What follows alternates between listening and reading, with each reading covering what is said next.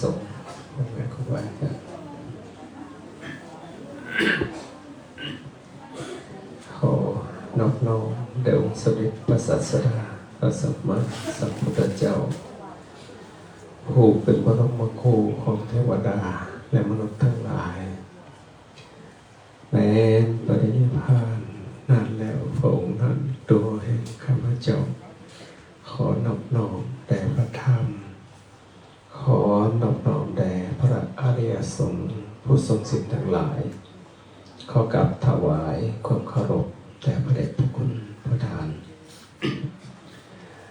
ซึ่งเป็นประมุขประธานสงฆ์อยู่ณสถานที่นี้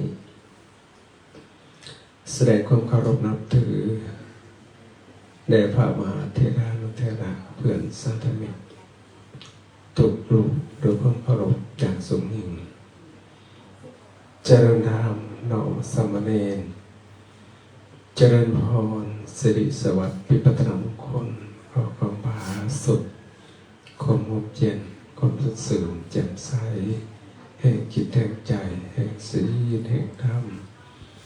จงบังเกิดมีแก่เราในคำจารี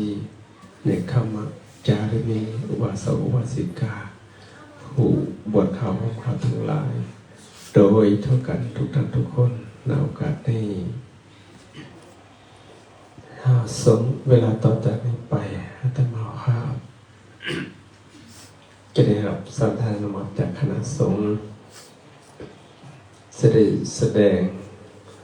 พระสัทธรรมเทศนาปฐกถาธรรมมันเป็นหลักธรรมคำสอนของพระสัมมาสัมพุทธเจ้าเพื่อสดับสติปัญญาของพวกเราท่านทั้งหลายสืบต่อไปตามสมควรเกี่ยวกับเวลาจะพึงมีก็ขอให้พวกเราท่านทั้งหลายจงได้ตั้งใจสดับฟังเพื่อสิได้นำไปเป็นขอบคิดในการปฏิบัติกิจชีวิตประจำวันเพื่อให้เกิดประโยชน์แก่ตนเองแก่ครอบครัวแก่งานสารแก่ประเทศศาสตร์แก่พุทธศาสนาสืบต่อไปในโอกาสนี้นะครับกับวางมือลงกัน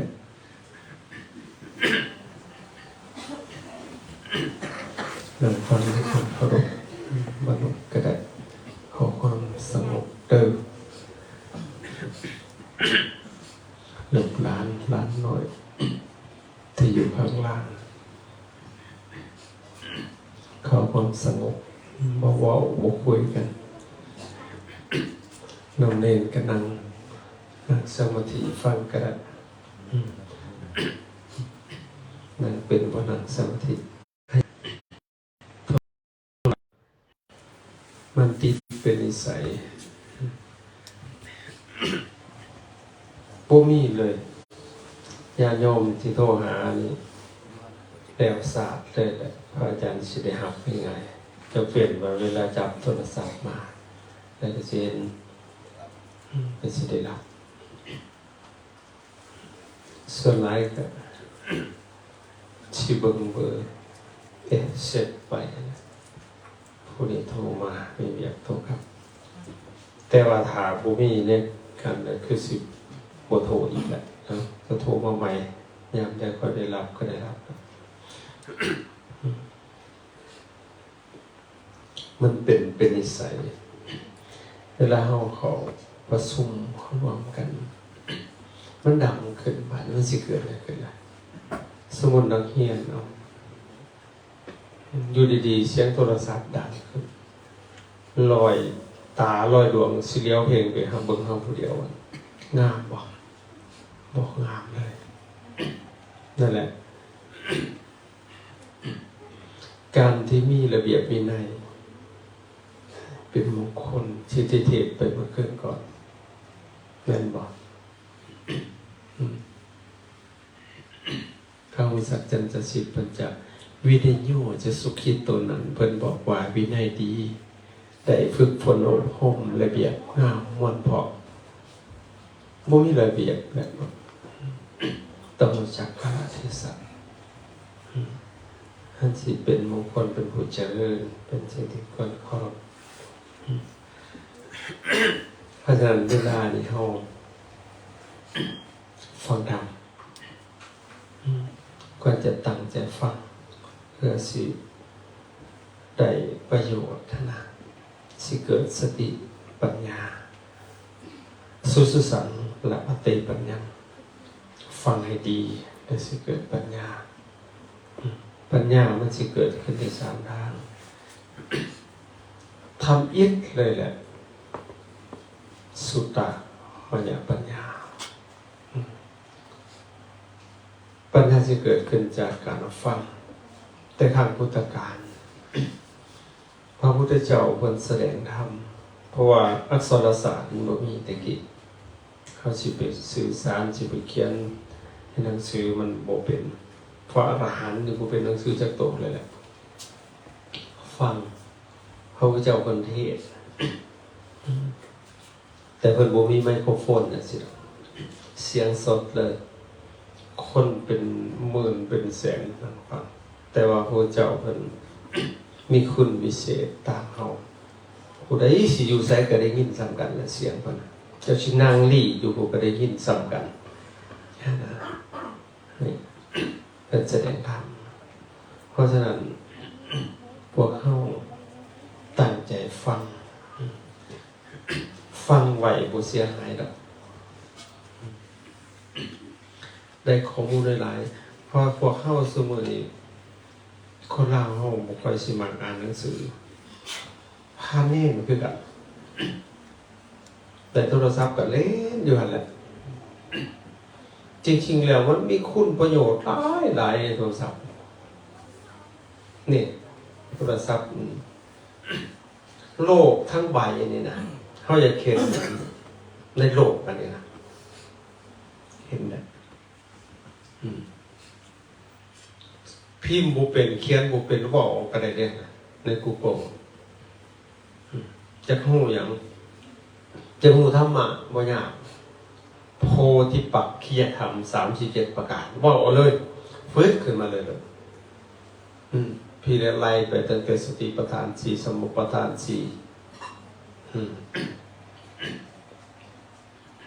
มันสิขึ้นมาเบิดเลยอ่านบาดมันก็ได้ข้อมูลถ้าอยากรู้เกี่ยวกับโลกได้เบิดเลยจะรู้เกษตรบอกเลยวิธีปลูกมะนาวจวดขึ้นมาเลยมันสิเอาดินแบบใดเนี่ยมันสิบอกเบิดนะแต่พวกเฮาบ่เอาสิ่งพวกนี้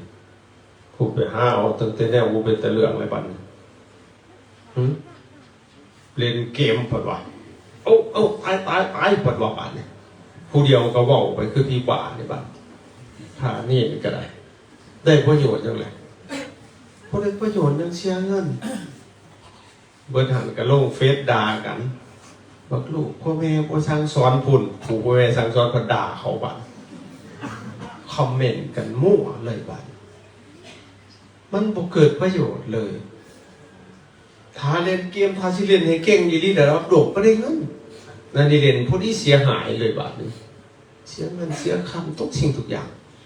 ถ้าสิเรียนหนังสือนี่นะอาตมาว่าบ่มีผู้ใดสิสู้พระเนรได้เป็นหยังเพื่อนบ่ได้เซาเขาบ่ได้ซื้อแม่นอยู่บ่เนร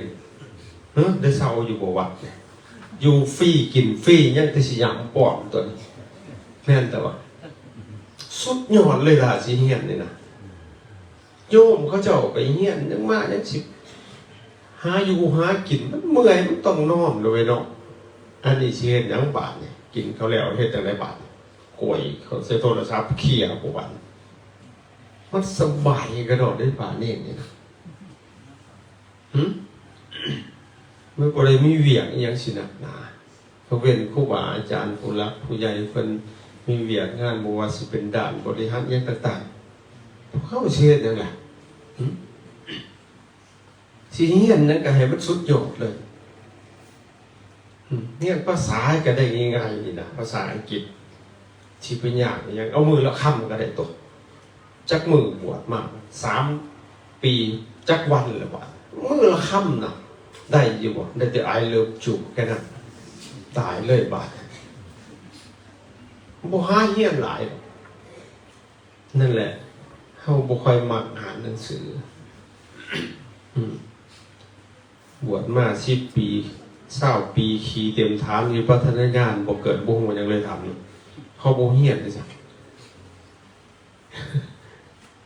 เพราะฉะนั้นตั้งใจไว้เด้อนี่เกิดจากการฟังดูฟังพยานนี่มักฟังคนเถียงกันซื่อๆก็ยังฟังก็ยังได้ประโยชน์เด้เฮ็ดผีบ้าซื่อๆยังได้ประโยชน์จากเขาเด้เพราะเลือกเอาแต่สิ่งที่ดีๆทีละมันได้เช่นเขาด่าลูกซื่อๆหนูก็ได้นะโอ้คันกูเอาเมียเขาก็สิด่าหัวกูเด้อนี่ด่าเก่งแท้ๆบางคนหาจกตับจกไตตายบาดนี่มันกระดกกระเดียดีง่ายนี่ลูกวินัยสั่งด่าโอ้คันกูเอาเมียตอนมันหักมันก็สิส้มได้เนี่ยมันเบิดอารมณ์มันด่าหัวกูได้เนี่ยบ่แม่นแม่กูได้มันบาดปะจิบหายบาดโอ้ยเฮ็ดจังได๋มันจังสิบ่ด่าเอาหัวมันที่บาดมันก็สบายนี่มันเป็นธรรมะเห็นยังก็ได้ฟังสะสมแบบนี้หลายบ่เสียหายหรอกมันสิเกิดสติปัญญาประการที่2จินตามยปัญญาฟังแล้วมาคิดโยนิโสมนสิการมันแม่นบ่ตัวนี้วิจารณ์ออกมาพิจารณาบ่เฝ้าเชื่อหลังจากนั้น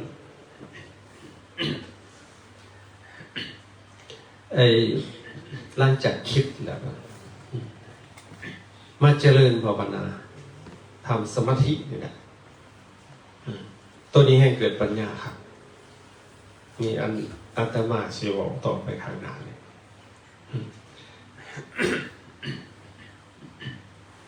บ่มีทางเลือกทำสมาธิจิตใจสงบและซึ่งเห็นทุกสิ่งอย่างตามที่มันเป็นจริงจริงถ้าอาจารย์บวชเมื่อใดอยู่ใดมาทุกวันขอการเจริญสมาธิภาวนาจริงๆแล้วอาจารย์สิบวชที่7 วันเลยเตรียมสิเป็นผัวเขาแล้วเกือบเป็นผัวเขาอยู่สิแต่งงานแล้วแต่ก็ขอบวชสิบวชให้แม่ว่าแต่ชีก็มากกับชีแต่งงานแต่มันจุดเปลี่ยนพอเมื่อการไปเจริญสมาธิภาวนาหาที่ใจสงบพบความสุขปันว่ามันคือสุขแต่บาดโลกนี้ชีวิตทั้งชีวิตนะเฮาบ่เคยพบความสุขแบบสิเฮาสิมีตัวเปรียบได้เลยว่าเฮามีสิ่งนั้นเฮาก็ดีใจแต่สิ่งนั้นหายไปเฮาก็เสียใจเฮาปรารถนาสิ่งนี้บ่ได้สิ่งนี้เฮาก็ทุกข์มันจากไปก็เป็นทุกข์บาดมันอยู่ไสสุขนะบาดแต่ว่าเฮามานั่งจิตใจสงบเบิ่งลมหายใจไปเบิดลมหายใจผ่านเย็นบาดมีความสุขแท้เนี่ยกูอยากบวชตลอดชีวิตได้บาดเนี่ยไผสิหามอยากบวชตลอดชีวิตก็บวชได้แล้วก็ได้อยู่ได้ก็ได้บ่แต่งงานได้ใครอยากเอาตายก็เอาดอกมาด่าหัวก็อยู่มาได้ให้ทุกวันนี้นั่นแหละจากการเจริญสมาธิภาวนาเพราะฉะนั้นควรจะทำความเข้าใจในเรื่องสมาธินะสำหรับโยมเป็นว่าทานศีลภาวนาแต่สำหรับพระศีลสมาธิปัญญาต้องมีหูถ้านั้นเมื่อนี้สิเอาเรื่องสมาธิให้ฟังพอเฮาบ่มีสมาธิแล้วนั่งคุยกันโจเจก็ถึงมีแต่สมปิท่านั้นใจหัวขอทำว่าสมาธิคือหยังเป็นหยังจึงต้องทำสมาธิเพื่อหยัง เลยจะทำสมาธิโดยวิธีใดอันนี้คือเป็นหลักการเพราะนั้นญาติโยมกับเช่นกันให้ทำความเข้าใจให้มันถูกต้องเฮ็ดหยังคือกันถ้าห้ามเข้าใจผิดห้ามเสียผิดถ้าเข้าใจถือกับสิเฮ็ดถือความเข้าใจของเฮาเพื่อเดินว่าไอ้ความเข้าใจความเห็นของเฮาเพื่อเดินว่าทิฏฐิความเห็นของคนเฮาสิมีสองอย่างความเห็นผิดกับความเห็นถูกถ้าเห็นถูกเพื่อเดินว่าสัมมาทิฏฐิสัมมาแปลว่าถูกต้องทิฏฐิแปลว่าความเห็นถ้าเห็นผิดเพื่อเดินว่ามิจฉาทิฏฐิมิจฉาแปลว่าผิดทิฏฐิแปลว่าเห็นคนเห็นผิดเสียถูกเป็นบ่บ่เป็นครับเนาะมันก็เห็นผิดอยู่แล้วมันเห็นผิดเด็กถ้าเห็นถูกเฮ็ดก็ถูกต้องเฮ็ดหยังก็ควรจะศึกษาให้เข้าใจแม้กระทั่งเฮาบวชนะน้องเนตรบวชคือหยังเป็นหยังจิตต้องบวชเพื่อหยังเลยจะบวชโดยวิธีใดชัดเจนตอบให้ได้คันตอบบ่ได้เลยก็มันกับเขาทำนองโบราณเพิ่นว่านะบวชหลับบวชหลีบวชรองบวชคล้องประเพณีบวชนี้สงสารบวชพันเขาสุขบวชสนุกตามเพื่อนบวชเปื่อนศาสนาบวชหาของเห็นห้าบวชยังน้องเนตรบวชหลับหรือบวชรับดีๆเนาะเขาสิดำหน้ากวยเขามาบวชแล้วมันขี้ขาดมาแล้วแกดีๆอยู่แล้วเสาร์แล้วแกเอ็นเพื่อนแล้วก็นอนไหวพระสวดมนต์บวชสนหลีได้บวชหลับบวชหลีบวชหลีเรียกนะตั้งแต่ก็รับบนบานสารกาวแล้วก็บวชเจ็บไข้ได้ป่วยพ่อแม่เป็นหันเป็นนี่เอ้าบวชบ้านะแล้วบวชหลับป่ามีกำหนดกฎเกณฑ์ซิกแต่พอท่านได้บวชล่ะบางคนสิว่า7 มื้อนั้นมาซิกก่อนนะพอท่านได้บวชซะนั่นเดียวบ่ฮอด7 มื้อจอดนั่นแหละคือบวชหลับบวชดีเรียกดีงานบวชลองเบิ่งบ่เคยบวชครองประเพณีอายุ20 ปีเพิ่นบวชแต่ก่อนครับแต่ก่อนบวชได้นิยมบวชก่อนแต่งงานนะ20 ปีแล้วก็บวชสิได้บวชแทนน้ำนมพ่อแม่อักษรมันสิไปแทนได้บวชบ่ฮู้เรื่องขอเราเรื่องให้ฟังนอกเรื่องอาตมานี่พ่อจากไปญาติพี่น้องของพันหุ่มพึกเพิ่นสิมาบวชเพิ่งบ่ได้สิบวชแล้วย่าคู่เพิ่นว่าบวชจะได้เฮาบวชแต่สิได้20 กว่าปีแล้วก็เลยว่านี่ให้สิบวชให้พอโอ้ยบวช5 นาที10 นาทีมันสิได้อีหยังก็เลยว่าเจ้าของก็ยังบ่ฮู้หยังศีลตัวนึงก็บ่ฮู้มันสิได้ยังบวชให้มันเปื้อนผายหยังก็เลยว่าให้สิบวชแล้วบวชบ่ต้องซิกนี่ถ้าซิกความเฮานี่ศาสนาพุ่นบ่อุ้ยให้กล้าบวชบาดแล้วบ่บวชตอนนี้บ่บวชก็ใหม่อยู่ดอกก็เลยว่ามันใหม่อยู่ดอกคันซบพอเนี่ยนอกเรื่องจักหน่อยเนาะมีอีกได้พวกหนึ่งอีกอายาโคอยู่ใช้เหล่าคนว่าเราเฮ็ดหยังแหละนี่แหละมันสิบ่แจ้งได้ในงานศพมันบ่แจ้งมันสิไปใส่ว่านั่งอยู่นี่มันก็แจ้งเองมันตัวนี้ก็เลยว่านี่นายสิเฝ้าศพบ่ต้องเฝ้าดอกศพพอข่อยบ่มีไผมาหลักดอกก็เลยว่านี่หล่นให้ได้หลักศพก็ได้จบบ่ให้ว่าเพิ่นกินที่ก่อนจังว่าเฮ้ยเขาได้สิขาควายเนี่ยขู่มันบ่ได้ขาหัวมันเลยพอข่อยตายทั้งคนมั่วแท้เลยก็เป็นคือกันอยู่หั่นล่ะย้อนบ่ฮู้เบิดบ้านอาตมามีหนึ่งเดียวซบพออาตมาบ่มีไผบวชอาตมาบวชผู้เดียว20 กว่าปีนี่เคยบวชจูงพ่อข่อยจูงแม่จูงพ่อพวกเจ้าจูงบ้านจูงเมืองจูงเขาใช้ศีลใช้ธรรมนี่คันเฮ็ดน้ำตามโกตกลงนรกค่ะแต่คันบ่เฮ็ดตกคือเก่ามันต้องจูงใจพี่ให้มันได้เข้าใจบ่อันนี้จูงเจ้าของไปจังบ่ได้บาดเงียบสงบเลยงานศพพอ สบายนั่นแหละไอ้20 ปีเพิ่นบวชแทนน้ำนมบวชเข้าประเพณีนะแต่บางคนบวชคำว่าแล้วไปฟังเทศน์ฟังธรรมบรรยุไปบ่อยากซึกว่าไหนก็เลยเป็นสิ่งให้ศาสนาบวชนี้สงสารตัวนี้แหละที่องค์สมเด็จพระสัมมาสัมพุทธเจ้าเพิ่นออกบวชพระพุทธเจ้าเพิ่นบ่ได้อึดได้อยากไหนเป็นกษัตริย์คัตติยราชจะอยู่ครองเพื่อนนะมีวัตถุสิ่งทุกอย่างแต่ว่ามันกระทุกยุคเห็นก้อนผูกตั้งแต่ออกไปเรียบพระนครออกจากวังไปเห็นรูปพอพระเจ้ามันเกิดมาแต่รับรัฐไปพยากรณ์จากภาพแหละว่าพระพุทธเจ้าเนี่ยเจ้าชายนี่เป็นมหาบุรุษทายุข้องเรื่องต้องได้เป็นพระเจ้าจักรพรรดิลาปกครองทวีปทั้ง 4แต่ถาวบวชจะได้ตรัสรู้เป็นองค์สมเด็จพระสัมมาสัมพุทธเจ้าเป็นศาสดาเอกของทุกแต่ก็มีภาพคนหนึ่งฉีกมือเดียวเลยต้องบวชแน่นอน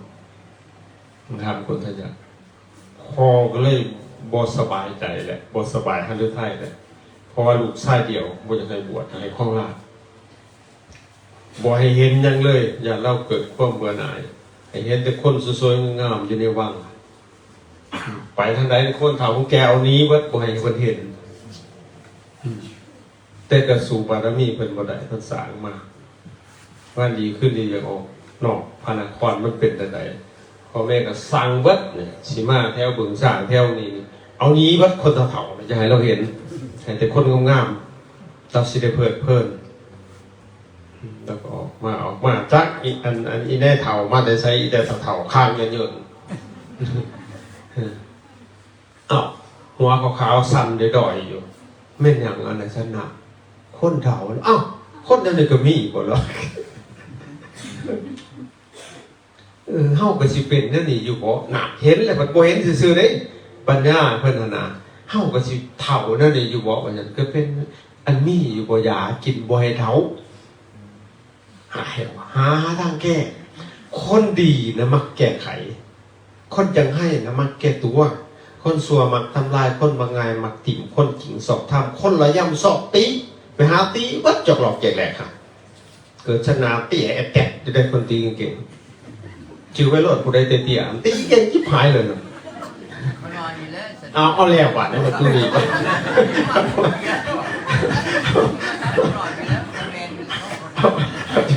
ตัวนึงโอ้ยก็น้อยนิดเดียวคนเดียวอายุใส่ได้หรอกแสดงว่าตีเก่งแน่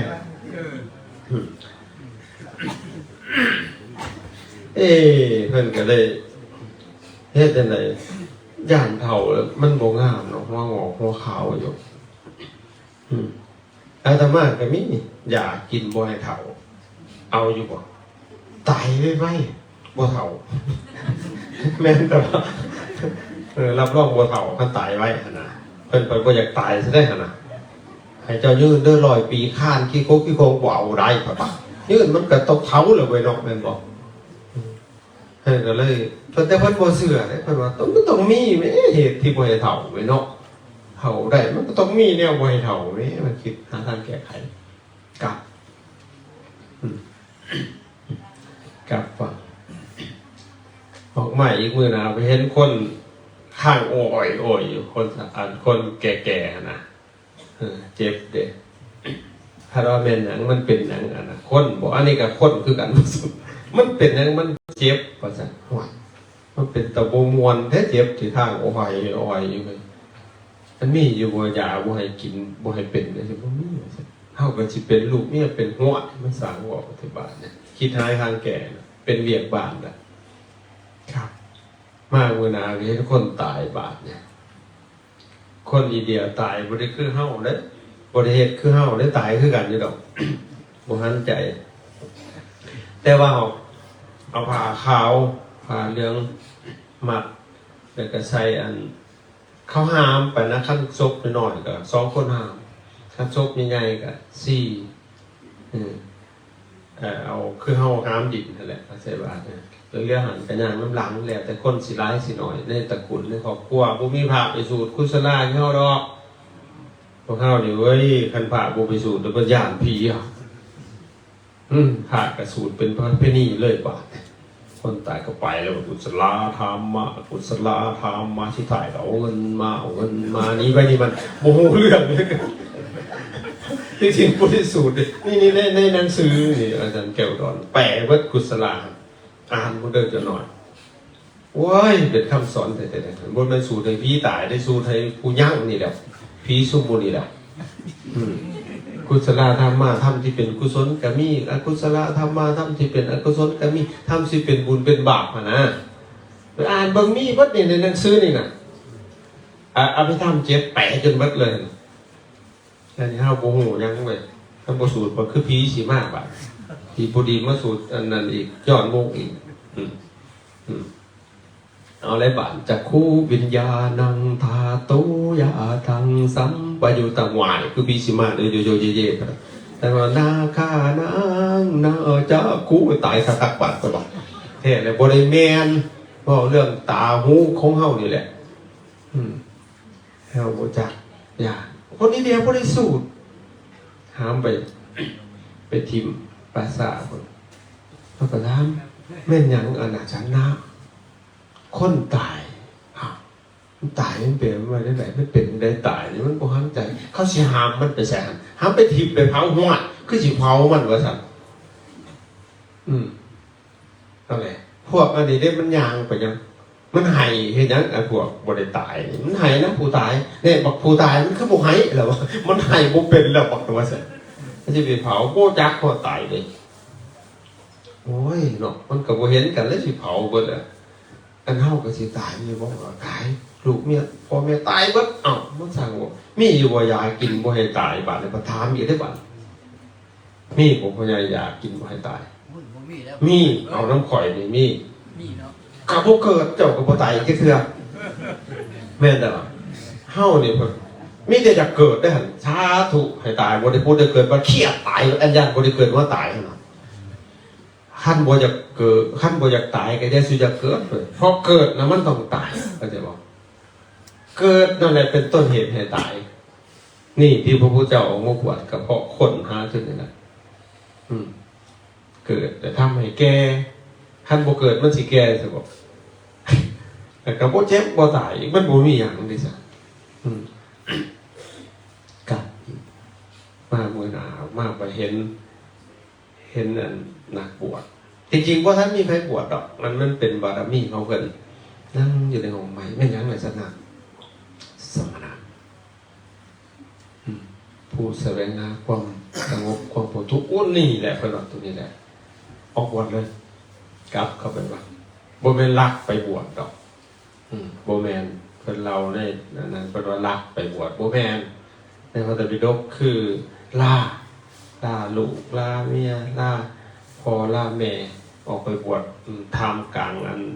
น้ำตาน้องหนาของพ่อของพระบิดาแล้วก็ไอ้มาตาบิดาของพ่อของแม่นะนี่ลูกเมียเราไปบวชไปเลยก็แสวงหาเลยบ้านความหาธรรมไปศึกษานำครูบาอาจารย์พี่แล้วตั้งแต่อุตกาดาบทอาราลดาบทจนได้สมบัติ8ได้หกประสาน4มีอย่างหกประสาน4ปฐมฌานทุติยฌานตติยฌานจตุตฌานแล้วก็ไปศึกษาน้ำอาจารย์นั่นต่ออีกอาราลดาบทอุตกาดาบทอีกได้อีกหกประสานหกประสาน4อีกบัดมีอย่างไหนอากาสานันจายตนะวิญญาณันจายตนะอกินจัญญายตนะเนวสัญญานาสัญญายตนะพอดีเป็น8สมบัติ8ก็ยังถูกอยู่คือเก่าป่ะถามอาจารย์เบิดเท่านี้บอกอาจารย์เบิดเท่านี้แล้วปล่อยเฮียนมาก็ได้แล้วว่ามันเป็นบุคคลถูกอยู่ล่าอาจารย์นี้อาจารย์ก็ข้อไว้มันเก่งไอ้ผู้เจ้าถ้าสิเทียบ18 ด็อกเตอร์แล้วมันสูงกว่ายังบ่ทอกันก็ได้ลาไปก ก็ไปปฏิบัติลองผิดลองถูกไอ้อดข้าวอดน้ำจนเหลือแต่กระดูกขาอยู่ไอ้ภูเขาดงคาสิริอาตมาเคยขึ้นไปนอนแต่หนึ่งไปเดินทุดงค์ใหญ่จากไอ้ราชคฤห์มาสู่พุทธคยาเนี่ยปรากฏว่าเขาไปนอนแต่หนึ่งครับเขาภูเขาแต่มันบ่มีต้นไม้แล้วภูเขาหัวโลนเป็นวัดของพวกไอ้บังกลาเทศบอกคือพาจิเบตจำบ่ผิดอยู่เทิงครับขึ้นไปนอนจนเหลือแต่กระดูกขาอดเข่าบ่แม่นทางจะว่าใดเทวดาดีพิน3 สายให้ฟังสายที่ 1มันย่านมันบ่ม่วนเลยสายที่ 2เข่งพวกบาดขาดสายที่ 3ดีดมันพอดีก็เลยเสียงม่วนก็เดินมัชฌิมาปฏิปทาก็เลยมันจะเดินตามอริยมรรคมีองค์8ก็ได้ต่อมาก็จังได้มาสันเขามาถูกประหยัดของนางชุชดาถวายคือฟังแม่น้ำเนรัญชราที่เข้าไปสู่เจดีย์พุทธคยาหลังจากชั้นแล้วมันก็เสียงถาดอยู่ครับขั้นขาพระพุทธเจ้าสิได้ตรัสรู้เป็นองค์สมเด็จพระสัมมาสัมพุทธเจ้าในวันนี้เขาให้ถาดเนี่ยมันลอยขึ้นเหนือน้ำท่วมกระแสน้ำถาดสิบริตรัสรู้กันมันลอยไปตามน้ำเพราะก็รถเอาถาดลงมันไหลขึ้นไปเนื้อมันไปจมเม่งกันเธอกันแน่ใจแล้วก็เลยขามความหนามมาเบิดพี่แต่เดี๋ยวนี้มันไม่มีน้ำดอกมีแต่กินดินทรายพอเดินผ่านมามันลมลงเพียงเนี่ยผมหอนตีนเพราะเว้ยกระชิตายชิ้นยังก็เห็นมากนางตาสลุอยู่ห่มโพแต่ชีมาโพอยู่ฝั่งพุทธคยาเบิกพี่แกได้ตาสลุพระพุทธเจ้านะนั่นแหละนั่นแหละคือบวชนี้สงสารบวชเพื่อสิออกจากทุกข์จริงๆมันก็ทุกข์อยู่แล้วนี่นะอยู่คลองเฮือนเนาะสารพัดทุกข์มันนะจิวเดอร์ผู้ใดสิเอาลูกเอาเมียขอตัวเองก็ยังเอาตัวเองบุกลุ่มเลยที่สิไปหาเขามาอยู่นำอีกบ้านลูกเขาค่ะสิเอามาถูกเหตุอย่างไรตั้งแต่ยังขอเงินน้ำพ่อน้ำแม่อยู่แต่งงานไปแล้วผมมีเงินพ่อเท่าไรมีแต่กระปั้นในบ่สิไปถูกดินนะปกติเขาก็จะแสวงหาเขาต้องเป็นที่พึ่งให้เขาออกว่าเขาก็จะเพิ่งกลัวตัวแม่นบ่ไม่ออกคือจะเลี้ยงกลัวบอกเอาพวมาเลี้ยงก็น่าบอกแม่นเหรอเพราะนั้นเขาเป็นผู้ชายเนี่ยเป็นหัวหน้าครอบครัวควรจะแสวงหาทรัพย์นะมีทรัพย์สมบัติมีแล้วบนรถต่างยานพาหนะมีแต่รถอีแตนรถถีบนะบอกมันซ่อนผู้สาวเขาจะขี่น้ำเพิ่นแม่นแต่ว่ามีแล้วบ่วิโคแสวงหาทรัพย์สมบัติมีรักหมันเอาเมียมากอะสิมีความสุขแน่เขาเจ้าก็ได้มีลูกขึ้นมาอีกเด้ป่ะอันนี้ยากพ่อแม่เวิร์ดดีบุเป็นแต่แตกสับไปหาเป็นร้านโอบามาผัดป่ะจิบหายเลยป่ะเนี่ยโมได้เรื่องเลยนะก็จะฝึกฝนเจ้าของหนึ่งมือมันโบเป็นแต่สิแตกก็บอกเอาหัวมันเลยจะไปแพ้เผาพันโบเป็นแต่สิแตกแม่นบอกให้มันดับศูนย์นอนแนวไปโหลด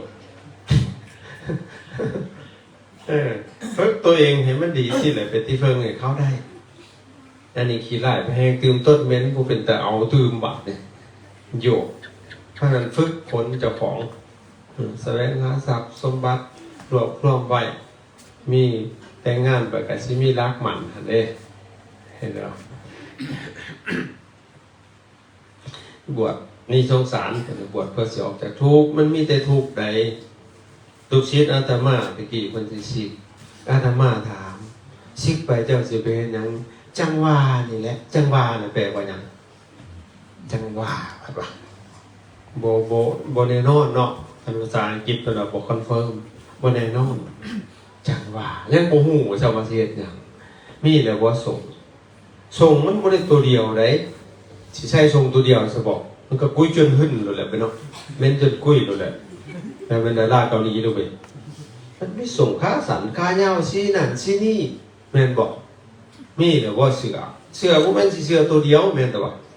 ก็มีเสือน้อยเสือใหญ่เสืออ่องเสือกล้ามเสือยังแล้วไป มีหรือว่าเกิดเพราะไม่ใช่จะเกิดป่าอีหื้อเกิดแตกอยู่มันจะไปเต่าบ่มันก็มีหลายอย่างมีหรือว่าอัน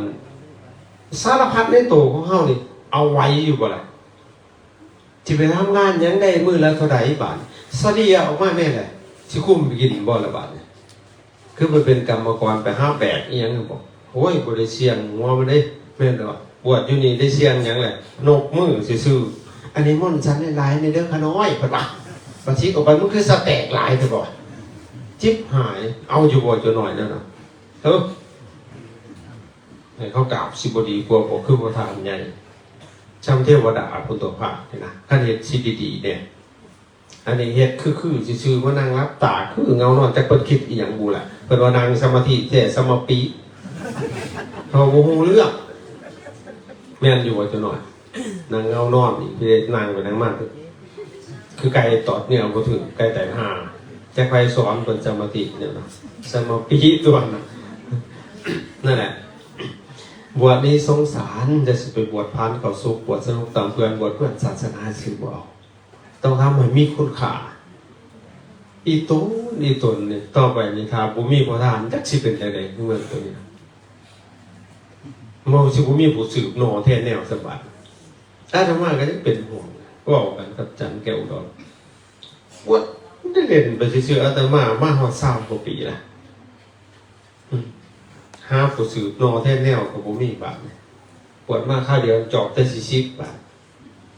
โอ้ยว่ะอีตนเด็กก็ยังแม่นบ่ฮู้จักถูกให้มันสมให้มันถูกคักๆเนาะลูกศิษย์อาตมาบางทีถามไปฆ่าอาตมาไว้อาตมาบ่ห้ามเด้ถ้าอยากชิกอ่ะก็สิเว้าให้ฟังซะก่อนถ่ายรูปไว้ก็ได้ชิกออกไปเดือนนึงมาถ่ายขึ้นเบิ่งหน้าว่ามันลิงตดโลดบาดเอ้ากินข้าวกับอาหารกับบ่ครบหาหมู่จักอีหยังนี่แหละเนาะอดอยากๆเนาะเฮ็ดเวียกทุกข์ได้บาดนี่ก็เบิ่งนี่นี่โอ้ยมันละเท่ก็ดอกเนาะหล่อก็ดอกเนาะแฟนบอกโอ้ยบ่ได้โง่ปานนั้นเด้เนาะชิกออกไปแฮงเขาด่าหัวเนาะเห็นบ่อยู่สิเขากราบเขาไหว้เค้นยกใส่เก่าเฒ่าใส่หัวก็ยังว่าเจ้าอยู่หัวตัวนี้น่ะเจ้าอยู่หัวน้อยขี้ข้านเว้าก็จั่วน้อยเจียน้อยไปว่าอย่างนี้เข้าใจบ่จักชำได้เขาลงจนเอามาตั้งไว้หัวถ้าบ่เป็นแต่สแตกเขาก็สิเตะลงไว้ตัวเพราะฉะนั้นให้สมเป็นเจ้าหัวเด้อเจ้าหัวปฏิบัติดีงามมันมีบารมีน่ะนี่พระอาจารย์บวชมาแต่ก่อนนี่เคยมาเทศกับสมัยเป็นพระน้อยนำประธานเพิ่นกับอาจารย์แก้วอุดรนี่เนาะจนเพิ่นเป็นญาทานเด้รองประธานอบสแขวงแต่อาตมายังเป็นพระดีดอกคือเก่าพอบ่เป็นหยังเพิ่นนี่บ่อยากเป็นนะอย่าเอาไปยุ่งเกี่ยวสิเป็นพระธรรมดาคือจังซี่นะแต่ก่อนมาเทศนี่ลำบากขี่รถไถก็ไปบ่ได้เนาะประธานขี่ดินทรายบาดขี่รถจักรก็ได้จูงบาดกับจันแก้วอุดรย่างบาดจะทานสมบูรณ์เลยผ่านไป20 กว่าปีแล้วบ่มีรถตะกี้ขี่น้ำเขามาหัวแดงเบิดปานฝรั่งมาเมืองชนเดี๋ยวนี้มีสุคนสุมีรถอาจารย์แก้วอุดรท่านจะมาเป็นอย่างไรก็ว่าได้นี่แหละจากการเจริญสมณธรรมเขาสื่อให้ประเทศไทยนะเราพูดทุกคนบนเป็นแต่ชี้แตกชี้ใดอยู่บ่เพราะฉะนั้นฝึกเด้อตั้งใจเฮ็ดมันคักๆเลยเฮ็ดดีเอาสนี่สิย้อนมาสู่สมาธินะในฟังอันนี้อยากให้คำความเข้าใจเฮาเฮ็ดหยังทำความเข้าใจให้ชัดเจนบวชก็ต้องเข้าใจบวชคือหยังเป็นหยังจริงต้องบวชเพื่อหยังจะบวชโดยวิธีใดถ้าสิทำบุญก็ควรจะถามแน่บุญคือหยังเป็นหยังจริงต้องทำบุญเพื่อหยังจะทำโดยวิธีใดสำคัญคือวิธีเสียให้ท่านก็ถามแน่ว่าท่านน่ะคือหยังเป็นหยังจริงต้องทานเพื่อหยังเลยจะทานโดยวิธีใดชัดเจนบ่คำตอบบ่ถูกเลยเฮ็ดบ่ถูกดอกเพราะมันเข้าใจบ่ถูกแม่นบอกพ่อใหญ่เตี้ยนี่ตัววิธีนี่มันสำคัญแม่นบอกเนี่ยถ้าเฮ็ดผิดมันก็ผิดเลยเว้ย น่าจะหูวิธีนี่จักสิบ่ได้เตี้ยขนาด เอาปัดนี่สิมาเข้าสู่สมาธิสมาธิคือหยังเฮาบ่เข้าใจสมาธินี่นะเฮาเลยเป็นสมาปิเลยมานั่งสมาธิบ่หมายความว่านั่งเด้มันเป็นภาษาบาลีกันสมาธิบวกกันนะแต่สิบอกเป็นภาษาลาวเฮาให้เข้าใจง่ายๆสมาธิแปลว่าจิตตั้งใจมั่นในอารมณ์นั้นๆจิตเฮานี่ตั้งใจมั่นในอารมณ์อันหนึ่งอันเดียวนะเห็นบอกประเด็นพุทโธพุทโธก็ให้อยู่ในพุทโธหั่นอย่าให้มันไปตัวอื่นอันนี้พุทโธพุทโธปาฏิโธคือนั่งดนแท้ๆมันเป็นสมาธิเลยตัวนี้เป็นปากโธเลยตัวเป็นบอกเพราะนั้นพระอยู่ในพุทโธนี่พุทโธพุทโธพุทโธพุทโธพุทโธเห็นนั้นก็จนพุทโธโหดบาดนี่มันสิไปใช้มันก็อยู่นี่อันเดียวมันเป็นสมาธิเข้าใจบ่น่ามันบ่ยากเลยถ้าเข้าใจเลยอันนี้บ่เข้าใจนั่งคิดไปคิดมาสีผู้ดีก็นั่งคิดฮอดผู้สาวอะไรผู้บ่าวเพิ่นก็ได้ป้าเจ้าของนั่งอยู่ผู้เดียวบาดมันไปแล้วบาดจังหวะมันมาว้ายเจ็บขาจนได้ย่อออกจากกันบาดสมาธิอันนั้นสมาธิก็จิตตั้งแต่มันในอารมณ์อันเดียว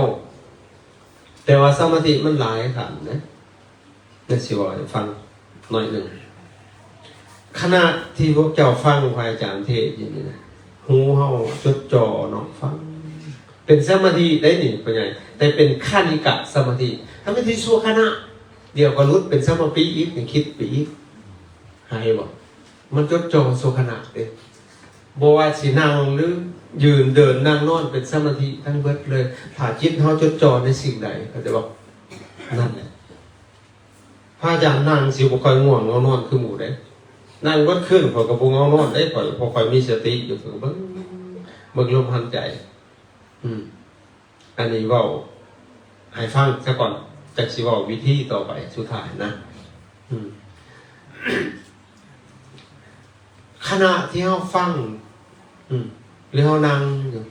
จิตเฮามันแนบแน่นในอารมณ์อันเดียวเนาะสมมุติว่าเฮาเบิ่งลมหายใจเนาะเพิ่นเดินว่าอานาปานสติหายใจเข้าหายใจออกนะคือผูกสติไว้ผูกจิตไว้กับลมหายใจคือกันเท่าผูกหัวผูกก้อยนะ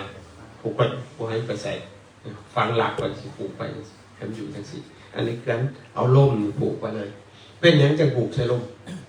มันเหมาะสมที่สุดมันเป็นธรรมชาติที่สุดเลยผู้เฒ่าก็หันใจเป็นบ่เป็นป่วยสิตายอยู่ก็หันใจบ่หันใจกันเศร้าเลยตายลูกมีภัยในสิเฒ่าหันใจเศร้าซะก่อนสิบ่หันใจดอกบ่มีหรอกเพิ่นบอกให้ว่านิดหน่อยก็หันใจเป็นผู้เฒ่าหันใจเป็นยาคู่ก็หันใจเป็นมันเลยง่ายเลยจำยัดเสียงดังหันเบิ่งนั่นแต่ก่อนแต่ออกรับก็หันใจบ่หันใจของมันรับบ่แม่นโอ้สิรับก็ได้ภาพเศร้าได้หันใจอยู่บ่มีเพิ่นสิว่านั่นแหละเบิ่งเพิ่นลมหายใจเวลาอยากหายเป็นจังได๋หันใจหรือหายเลยเพิ่นบอกแต่เวลาดีใจลมหายใจเป็นยังไงมันก็เย็นสบายเลยสบายอันนี้ลืมบทเบิ่งเพิ่นจะคายหน้าดำหน้าแดงโถมันก็จะคายนั่นได้ลมหายใจนะเวลาจะคายก็ได้เบิ่งอยู่บอกคนใหญ่มันลืมมันสับมันบอกเนี่ยเวลาดีใจก็เป็นนั่นนึงลมหายใจจิตมันแนบแน่นในอารมณ์มันนั้นส่วนประมาณหานาที10 นาทีนั่งไปนั่งมาที่เริ่มเป็นวูบวับนะอันนั้นเป็นอุปจารสมาธิแต่ก็รู้แต่สมาธิที่เฉียดยังบ่ทันเก่าหรอกสมาธิแต่ถ้าเขานั่งไปเบิ่งลมหายใจมันน้อยเขาลมหายใจนะจิตใจมันก็จะกลีลงตึ๊บเข้าไปเลยอัดกึบเลยบริเงินเสียงทางนอกอันนั้นเขาเรียกว่าอัปปนาสมาธิแต่มันบริเป็นง่ายๆเด้อันนั้นการชีวิตพ่อมาลองก็ไกลนี่แล้วศาสตร์นั่นแหละมันต้องเฮ็ดเอาชีวิตไปเดิมพันไปแล้วเฮ็ดตั้งใจเฮ็ดโดยศรัทธาของเฮาแหละเฮ็ดแล้วเฮ็ดอีกจังเป็นขั้นไปมีของเก่าเฮ็ดมันง่ายอาตมาคือสิมีของเก่าหลายที่บอกจริงๆแล้วมันบ่ได้มี บ่ได้อยากเฮ็ดได้ไปปฏิบัติเนาะเอาสิเราเพิ่นหน่อยหนึงบวชมามันสิฮอดมื้อ10แต่2มื้อบวชทิศหนึ่งเด้ยัง2มื้อสิมาพบหมู่เลยเพิ่นบวชก่อน2 ปีเฮ้ยอย่าว่าสิเพิ่นเอาไปปฏิบัติธรรมก่อนปฏิบัติจังได๋ธรรมนี่บ่ฮู้ธรรมเฮาบวชมาบ่จักหยังเด้ไปนั่งสมาธินี่แหละเราอ่ะมันเห็นหยังอยู่บ่จักเขาว่าลางคนเขาก็เห็นอันนี้เขานอนแล้วบ่เห็นหยังมืดตึ๊บแล้วอ่ะแต่เฮาง่วนแล้วรู้สึกมีความสุขไปไทยเด้เขาสิบ่จับบ่เขาบ่จับพระ20 ปีหลังนี่ขี้เหือหน่อยไปเข้าปฏิบัติสักครั้งพระ600ไปเห็นในสำนักโอ้เกิดมาก็บ่เคยเห็นพระปานนี้นะเฮาแปลกในใจเฮาน่ะมันอัศจรรย์เลยเห็นพระ600มีแต่พระวัยรุ่นคุมผ้างามแต่ก่อนอาตมาใส่ผ้าเรื่องแห่อยู่บาดกันดำโอ้ยน่าอายหมู่เลยเขาซื้อนี่ใส่กันเดียวพามามันไม่มองซื้อบ่มีเขาว่ะพาไปนี่หน้าว่ะปล่อยไปซื้อผ้าซื้อกดซื้อหยังโอ้มันคือเท่แต่บาดมันเท่ซื้อได้บ่จักหยังครับคุ้มผ้าบ่เป็นฮักคุ้มขาด2ผืนพุ่นคุ้มผ้าเป็นหลักคุ้มน่าอายคนเห็นเขาคุ้มงามสินะฮักคุ้มบาทนี่ พ่อสูตรเขากำแล้วเข้าให้ไปย่างจงกรมย่างเห็นยังบาทผ้า600พระใหม่มาทางนี้เขาว่าเอากูนี่ไม่ครับปัญญาได้เดี๋ยวเอาไปทางนี้พระไม่ไล่เป็น100 200พระอันหาภาษาคือเมื่อไปทางนี้บ่หอดหาได้กูตรงอยู่ทางนี้ว่าฟังเบิ่งพอโคปากเบิ่งซื่อๆว่านี่พระเทระมันเอียงเจ้าของกับบ่ฮู้คือกันดาหัวมันแล้วบ่ฮู้ครับอยู่พี่แต่พระใหม่ว่ะเขาสิเฮ็ดหยังน้องบาดนี่ว่ะไปเฮียนย่างโอ้ยบ้าเลยกูลงมาเลยบาดนี่ว่ะมันสิเป็นประสาทกันเลยพวกนี่สิมาสอนย่างบาดเถียงของบ่เว้าดอกเถียงในใจ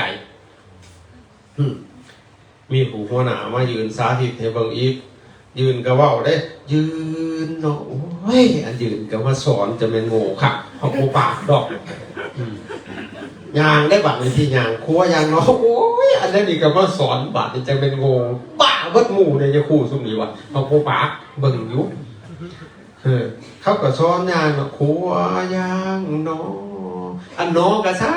เข้ากับชิลมบาดเสียชาติปฏิทินโอ้ยพามือจากโต๊ะกบหัวเอาดิมึงสิครัวยางโลใส่ยังจะจักขึ้นทหารนี่บ่ได้บ่วะเขาบ่ได้ปากเทียงในใจอยากหายเลยสิขี้สิห้าเข้าบาดนี่มันอึดอัดเนาะตายขับกูบาดเท่ไหนไปหอดไปบอกหมู่เขาหน่อยสิเมื่อเนี่ยเฮ้ยเมื่อบ่ได้เป็นบ้าได้เขาว่าเอ้าคือสิบ้าบาดเจ้าสูตรเขากำเจ้าพระชวนคนมาเห็นยังเดียวนี้วะมันบ้าถ้าบอกอดเอาแต่งูยังอยู่ได้แล้ววะโอ้ยตายคักกูเป็นบ้าคักคันอยู่ในประสาทสิกินหัวบ่ม่วนแล้วบาดจักมากล่ะเราเราเป็นบ้าปัญญาเนี่ยครับว่ามีความเสื่ออายุขนาดอดเอา10 มื้อตายพอดีกันหอด10 มื้อสิมายางน้ออยู่นี่นะ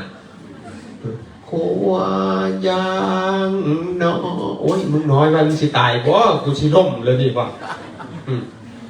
นางก็ยังมาบ่คิดไก่ย่างน้อหมูย่างน้อสิคืออยู่คะแนนอยากบ้านโดนเติบบ้านมีพระองค์นึงเพิ่นปวดขี้เนาะเราเห็นนั่นนี่เพิ่นสิไปใช้เฮาก็เฮ็ดตาหน่อยซะแน่เบิ่งเพิ่นไปห้องน้ำปิ้งออกมาเลยนี่เบิ่งกูก็เฮ็ดเป็นคือกันว่าเฮาก็เฮ็ดนี่แหละไปห้องน้ำบ่ขี้บ่ตดดอกไปนั่งเล่นเสื้อไอ้ฝันมึงนอนหรอกกูบ่นอนเอาหัวไปดอกว่าเบิ่งม่วงพร้อมเด้ยัง5 นาทีออกมาก็ยืนเนาะมันสิเฮ็ดหยังต่อไปกูก็สิยืนเนาะอยากนั่งเนาะไปนั่งกูก็สิไปห้องน้ำเมื่อเก่าบาดนี่สลาดเท่าบาด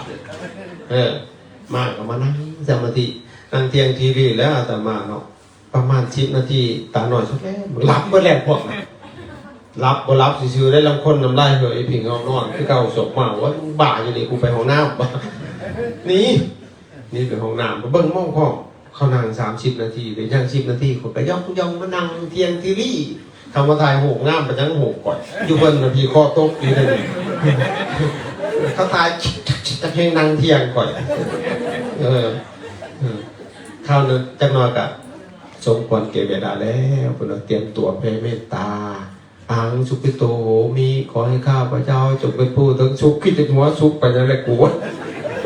แผ่เมตตาจบแล้วอยู่ได้แต่กูบาทเนี่ย10 มื้อก็ยามบาทลูกพ่อมูแต่ก็วางแผนไว้ล่วงหน้าเบิด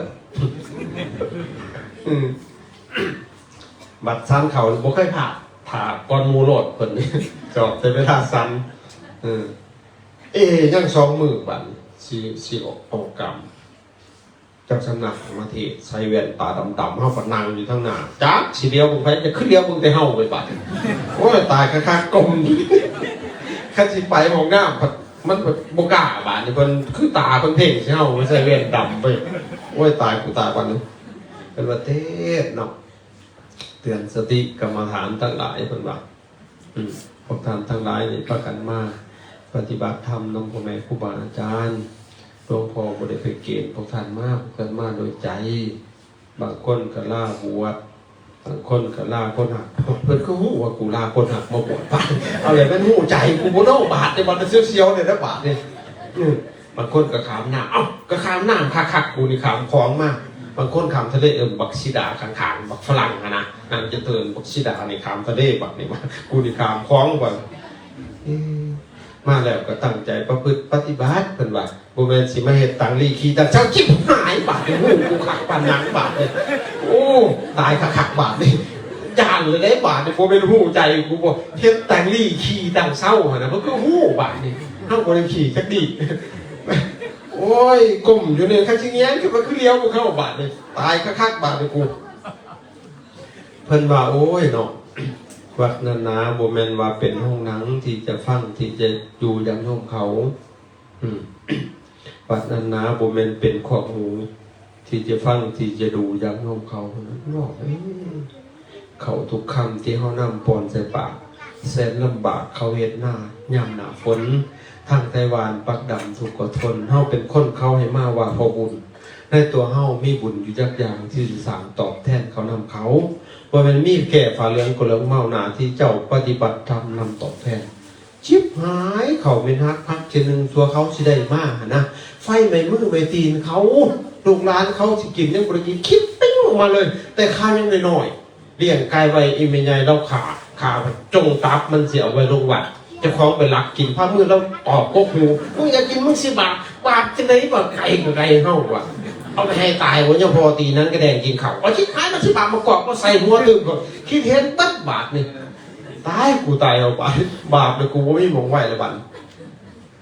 โอ้ยกูกินเบิดลายเติบได้มาอยู่นี่ขี่ตังลี่ขี่ตังเศร้าหรือเปล่านางก็ซ้ออยู่จังสิแหละบุ้งหูเช้ามาทีเลยนั่งฟังไปจิตมันดีในเสียงเปิดตึ๊บเลยบาท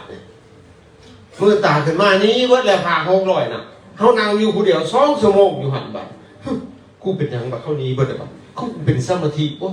มันคือเย็นกระโตนแปลกเว้ยบาทข้อใจกูคือเขาเว้ยบาทเดี๋ยวเห็นผ่านั่งอยู่ครึ่งงามใช่ผ่ากราฟบาททีนี้กราฟผ่าโมงามได้เมื่อละกราฟเท่าไรเถื่อกันยังมวนนี่คือผ่ายิ้มไปชิ้นจับกูเลยกูบอกเป็นบาทเพราะกูเช็ดอีรีบางบาทคนนี้เบิดเลยมันเดินไปเลยหันหน้าใช่ป่ะกูนั่งไปเฮ็ดอีรีได้ป่ะเบิ่งลมหันใจนะพุทโธพุทโธมันวีลงหมดป่ะหัวมันเป็นตัวอย่างคือวีสิมาแต่เฮาประจำมาแน่นะเป็นว่าววีมาโอ้ยมือตาคือเฉียวเว้ยเฉียวงอนยันมาทางหลังหันหลังใส่พระพุทธหูมึงโอกาสมาทางหลังมึงข้าผ่ากูจะนั่งไปถึงนั่งแห้งเป็นบาทหัวป๊อบขึ้นกุฏิเดี๋ยวไม่บาทขึ้นไปมันนั่งเป็นอีกนอนเวลาเมื่อคืนมือนะมันขักของจากเฮ็ดมันบุบเศร้าตื่นเศร้ามาถามหลวงพ่อไก่หันปรากฏว่าน้องเจ้าสำนักครูบาโบนั่งอยู่หันเราเมียนแล้วกราบเลย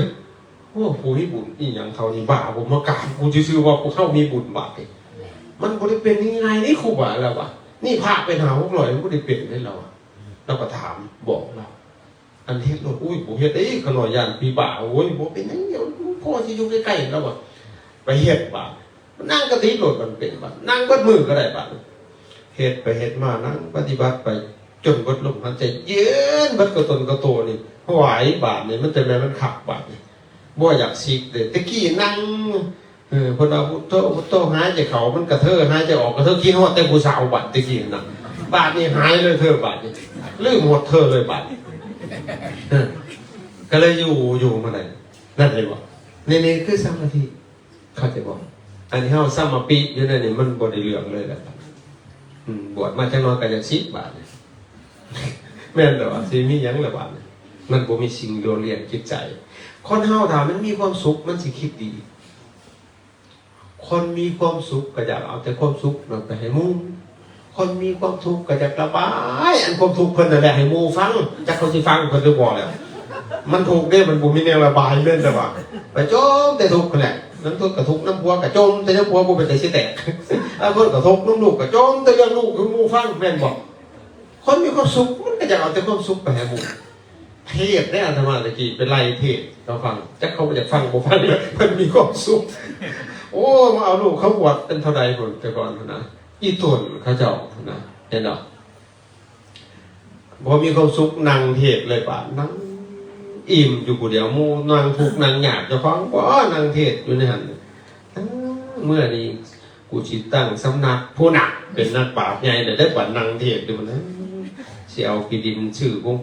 งเฮ็ดวัดสร้างร้านทำจังจังซี่มันไปแล้วบาดนี้บัดมาเฮ็ดได้อีหลีเด้อาตมาเป็นเศร้าเฮ็ดตาบนวัดไปนะไปเบิ่งผู้ใดบ่เคยเห็นนกยุงเป็นหมู่อยู่เปียงไว้ไอ้เป็นป่าซื้อเอาเลยแต่ศาสตร์ก่อนคือสิบ่เคยทานกินดินทุกขี่ก็ไว้มากินบ่จักบ้าบวชได้ซื้อฮอดกินดินอยู่ไว้เพิ่นนั่นคือสมาธิคือเป็นหยังที่ต้องทำสมาธิบ่มันจำเป็นเลยต้องทำเพราะว่าพระเจ้าว่าจิตเตนะนิยติโลโกเกนะสุปริกิสติจิตตัสสะเอกธรรมัสสะสัพเพวะวัสสมันวะคู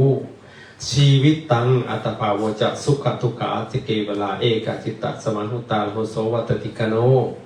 จุลสีติสะสหัสนิกปังติตันติเยมโลโลกนี้อันจิตดวงเดียวเป็นผู้นำไปโลกนี้อันจิตดวงเดียวเป็นผู้ประเสริฐกระใสไปชีวิตตังอัตภาวจะสุขทุกขาจะเกเวลาชีวิตอัตภาพความเป็นอยู่ความเป็นไปจะสุขหรือทุกข์อยู่ภายใต้จิตดวงเดียวเพื่อเอาลงจิตใจเฮานี่นะถ้าจิตใจของเฮาสงบเป็นสมาธินะโดยเฉพาะสมาธิกันเลยมันจะเปลี่ยนเลยอาตมาเนี่ยตั้งแต่สมัยเป็นคนนี่โหดได้เดี๋ยวมันชอบเป็นคนแล้วเป็นพระเอาผ่าทุกคนบริเวณเพื่อกันได้อาตมาตอนนึงเข้าตลาดเนาะแต่ยังเป็นพระหน่อยพวกสาวๆคนสิเปิดเทอมใหม่ของเฮียนมาโจเด้ที่เครื่องคนโอ้ยเพิ่นเปียกมันสิต่ำมาแต่มันโป๊ะตายไปเพิ่นตื่นว้ายกูก็เดียวว่าเป็นคนพระเพิ่นว่าหามันนี่เพิ่นก็เอามาด่าเขาบอกไปจะมาตายยังก็ชิบหายสิต่ำเขายังมาด่าเขาว่าพระบ่เป็นคนเนาะกูเดียวว่าเป็นคนเพิ่นว่าพระเพิ่นตื่นโอ้พระบ่เป็นคนตัวแต่ข้าหลาบเลยกูกล่าวไปรอตลาดผู้เดียวเลยอย่างเขาต่ำผ่านบ่เป็นคน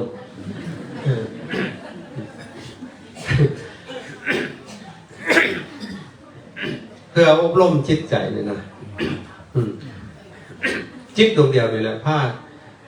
ตายผ้าเกิดที่นี่ผ้าเกิดสวรรค์ผ้าลงนรกแต่ก่อนโหดอาตมาฮะชิขาพันดาเบายังน้อยสำเนียงหน่อยดาเบาตีมาเกาะซาบหัวแตกเลยนั่งให้แล้วตีเลยเฮ้าบริเหตุพิษยังเพิ่นกับตีพิษพอตีเฮ้าดาเบาหนองแม่นี่แหละตีโลดมึงตีกูโลดน้องชายมันบ่ให้ตีมันแหลมนี่บ่นี้อันนี้ใจอยู่แล้วขั้นกูบ่ตายใหญ่มาเจอกันเฮ้าว่ะเพราะว่าตีแห้งตีพามือตบขี้หูนี่แม่งขี้หัวตัวซ้ำเป็ดเทียบอยู่บินออกโอ้เครียดแห้งอยู่ที่ไหนจนลุ่งเมาจากมือนั้นฟังไว้ในใจเลยยายมาเมื่อได้สิขานะบ่าวที่ไปหาเห็ดปืนหน่อยนะแต่ยิ่งนะบ่าวมันจะเห็ดเป็นอีกหน่อยเนาะบ่าวเนี่ยอาตมาใหญ่มาไปเรียนเวียงจันทร์กลับมาเห็นนะบ่าวจะเตะตาปีกหรอกนะบ่าวล็อกตายไปได้เรามันใหญ่ซ้ำกันแล้วมันสิสู่เฮ้าเลยเนาะโป๊ะแต่ยังไม่แล้วนะมีมือหนึ่งก็ต้องเอากันแหละเขียนพอมาบวชป่ะเนี่ยผมทำมาเพราะความสุขตัวนี้อีตนนะบ่าวอีตนเจ้าของคนเฮานี่ ถ้าจิตสงบเนี่ยมันจะคิดขึ้นหลังได้จิตมันไหวคิดเป็นนะท่านคิดขึ้นหลังเลยดีได้ในหมู่เฒ่าทุกนี้คิดขึ้นหลังคิดแต่เขาคนนั่งมวนกูได้คิดเห็นวัดแม่นแต่ว่าคันยิ่งหน่อยคิดทั้งหน้าผุดไปสร้างนี้มากหนูสีใดหันได้ดีด้วยผลแม่นแต่ว่าพวกนี้ว่าจะได้เลยขับขึ้นแล้วไก่สีเขาคุ้มแล้วคิดขึ้นหลังสินี่คิดมากว่าเนี่ยมันมาจับมาเนาะขึ้นมาเห็นโทษเห็นคุณคิดเห็นคุณแม่ให้หนังสมาธิโอ้ยอีแม่กูจังเป็นทุกข์เนาะแต่อยู่ในท้องกูนอนอยู่ในนี่นะตัวผู้ไรเทียงพอเทียงแม่บาปตัวหัวสุดติ่งกูจำไว้ลูกบาปที่สุดคนซัวไม้เลขหนึ่งเลยแหละเอาผู้ใดเนี่ยเคยเห็นแต่พ่อแม่ห้องไหหันแหละคนซัวไม้เลขหนึ่งเข้าดีให้พ่อแม่เข้าก็ได้นั่นสิดีไม่ได้อย่าเอาเด็กหัวเด้อพี่น้องอย่ามาว่าได้มึงบูเป็นแม่กูได้ไตได้เพราะว่าจิ๊บหายบัดแต่แม่ที่แท้มันยังหายนะพ่อแม่ที่แท้เป็นคนดีให้ไพ่ก็ได้ดอกก้อนสิดีให้คนอื่นได้มันต้องดีให้พ่อให้แม่เขาซะก่อนดีให้คู่วิชาอาจารย์เขาซะก่อนถ้าเป็นผ่าก็ได้นะคิดเห็นแม่แล้วก็ให้นั่งหายโอ้ยเนาะกูจะปวดตลอดชีวิตนี่เหมือนว่าคิดหอดแม่เคยบอกให้เพิ่นน้อยหนึ่งแต่คิดเห็นเบิดแล้วลึกศาสตร์พ้นหลังได้ศาสตร์ชั่วครับคิดเห็นหลังจากหันจะคิดเห็นคุณหรือคิดเห็นโทษเคยไปเห็นกับผู้ใดก็คิดเห็นบัดเลยบาดน้ำตาไหลเลยโอ้ยคิดเกือบสิขาดนะบ่าวอีตนแล้วนี่นะบ่าวเราก็คือสิยานเขาคือเกาบาดนี่หัวแล้วก็ยังยานคือเกาเลยแต่เฮาเศร้าแล้วเช่นบอกพระพุทธเจ้ากับไอ้องคุลิมานไล่ขาเพิ่นถือเงาหยุดนะสมณะหยุดนะพระพุทธเจ้าว่าเฮาหยุดแล้วหยุดจังไหนสมณะโกหกเราว่ายังแล่นอยู่แท้เพิ่นบ่ได้ไปบริตเพิ่นได้เนาะเฮาหยุดแล้วหยุดจากการขาเธอที่ยังบ่หยุดยังไล่ขาเฮาจะอ่อนโยกหลุดไปอันนี้กันนะบ่าวเราก็สิยังย่านอยู่เนาะอีตนแล้วนี่บาดนี่คิดเห็นผู้นั้นคิดเห็นผู้นี้อีตนคิดเห็นเธอบาดอีตนเธออีกบาดเธอก็สิยังอยากหักหลวงพี่อยู่หั่นแล้วเนาะโอ้ยสมัยแต่ก่อนบ่มีโทรศัพท์คือจังซี่ไดมีแต่เขียนจดหมายหากันชั่วโมงนี้เฮ็ดจังได๋ฮัลโหลคิดฮอดจุ๊บๆพลักแต่อาตมาบ่ได้เพิ่นเขียนจดหมายมาหาบ่มีดอกหักบานที่ลานฝันเพิ่นว่าบ่มีสิ่งผูกพันทุกวันนี้คำว่ารอต่อไปก็บ่มีเพราะหัวใจหลวงพี่เปลี่ยนไปเป็นสีดำพุ่นน่ะเขาก็ตอบขึ้นอีกภาพเลื่อนไหลในความฝันภาพบันวิวไวในความมองโอ้น้ำค้างผ่านผิวละอองกว่าจะต้องหัวใจให้เย็นตาย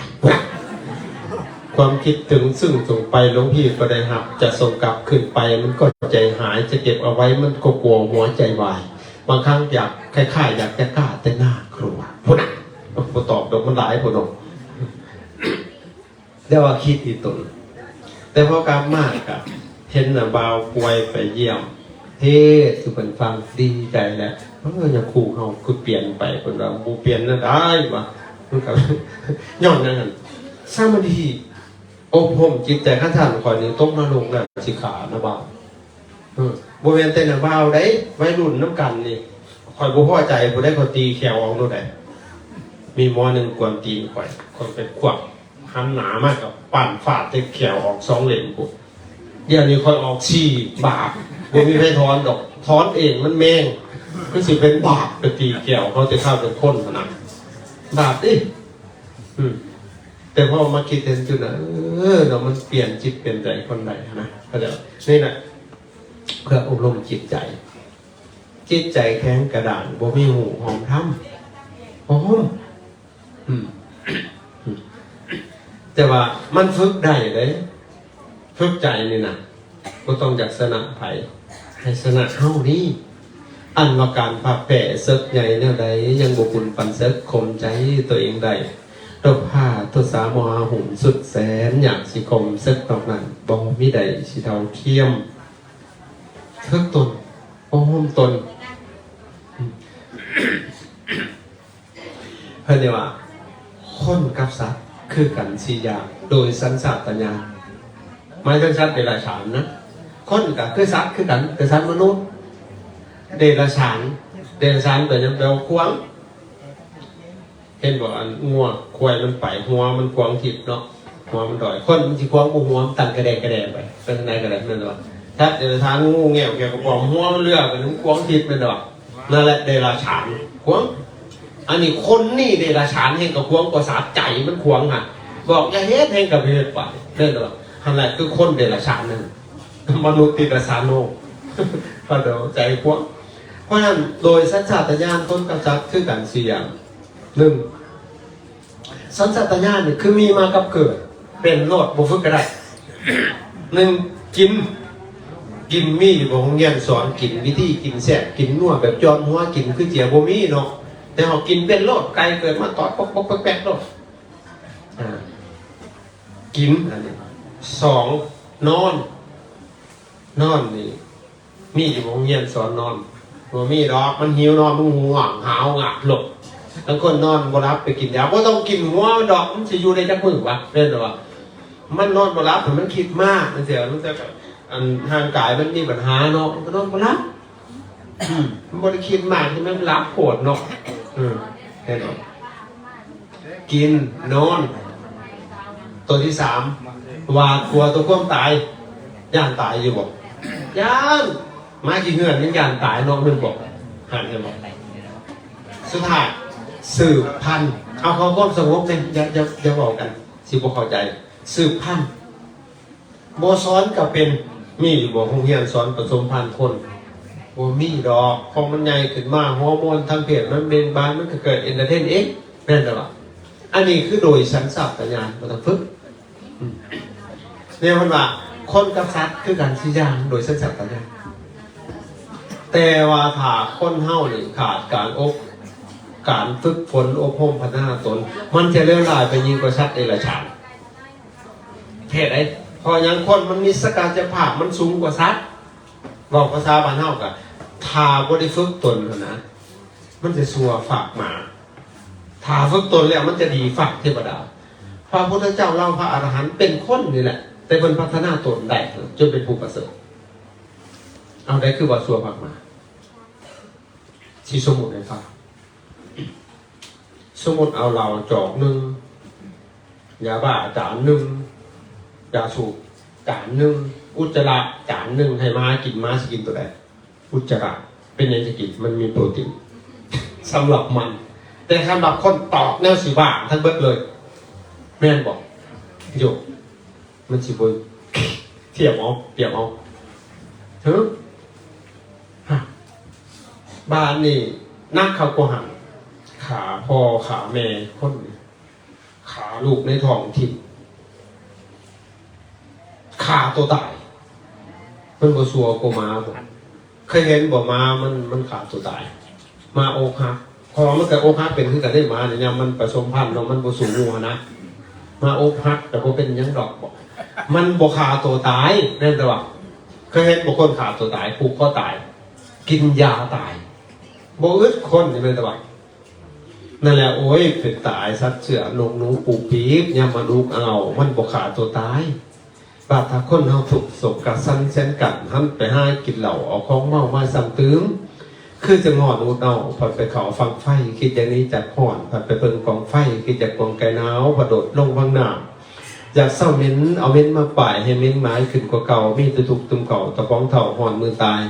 ขันว่าถือขิ้งไข่สังมาไล่พาหมขันว่าห่อนอูดเอากระเสื้อเก่าเพิ่งเย็นห่อนดอกเนื้ออาบน้ำสวยกันยังไข่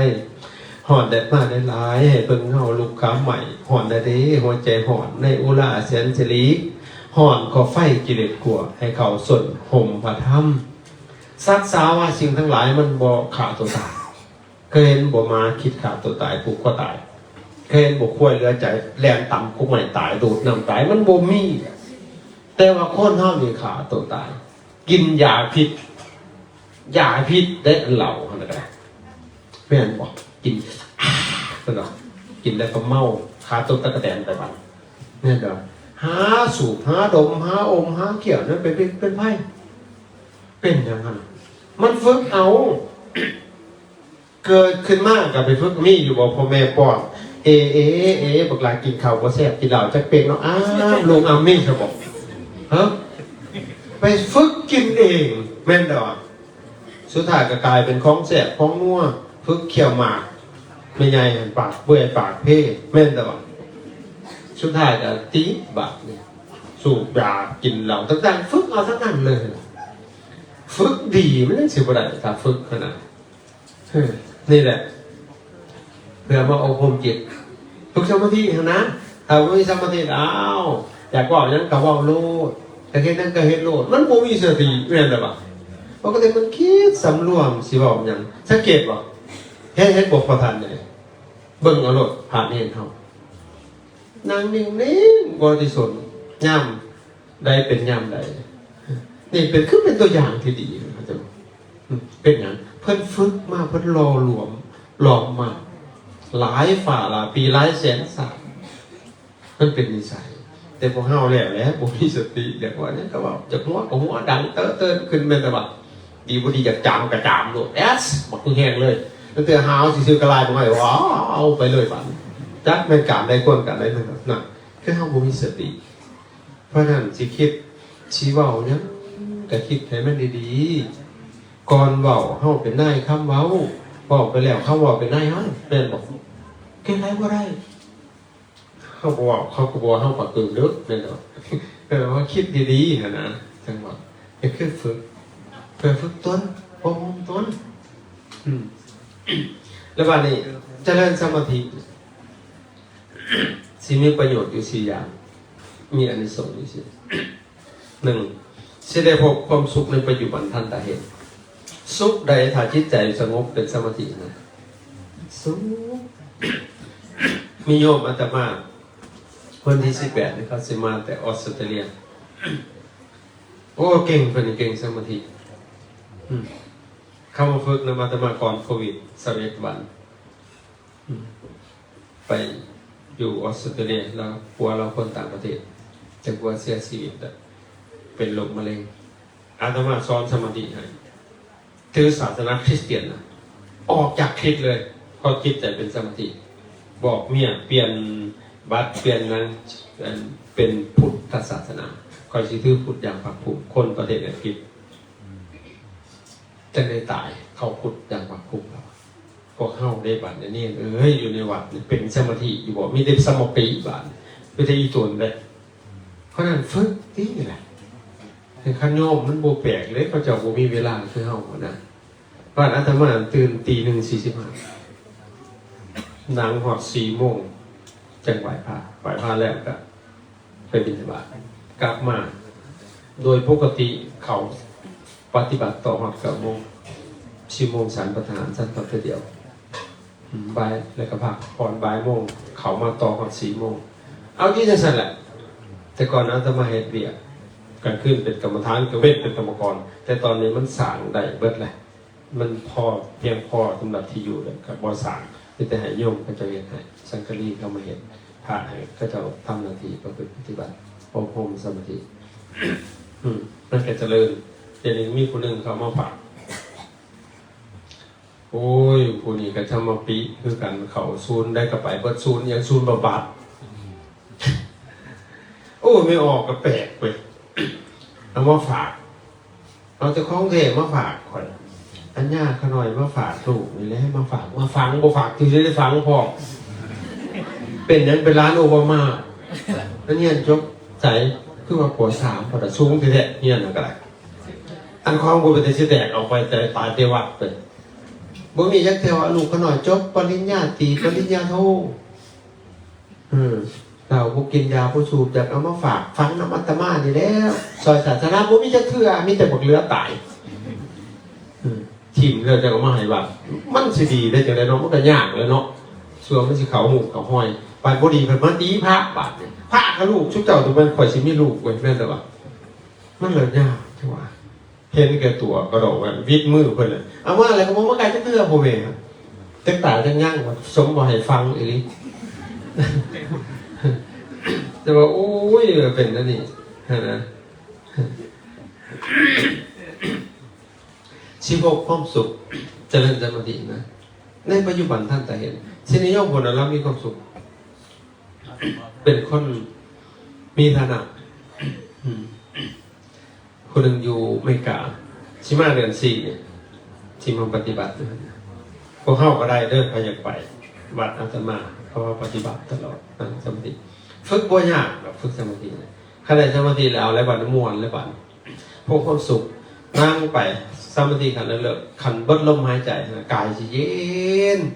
เย็นมันแต่กระดูกกระเดี่ยวคนห้อยจากบวชแล้วขั้นผ่านเนี่ยก็ไปจากซึกกับขั้นในพวกสมาธิขั้นเป็นโยมนี่กับบ่อยากแต่งทำงานมันบ่อยากยุ่งนะมันมีความสุขไม่ออกคนนะอายุละ40 ปีบ่มีลูกแต่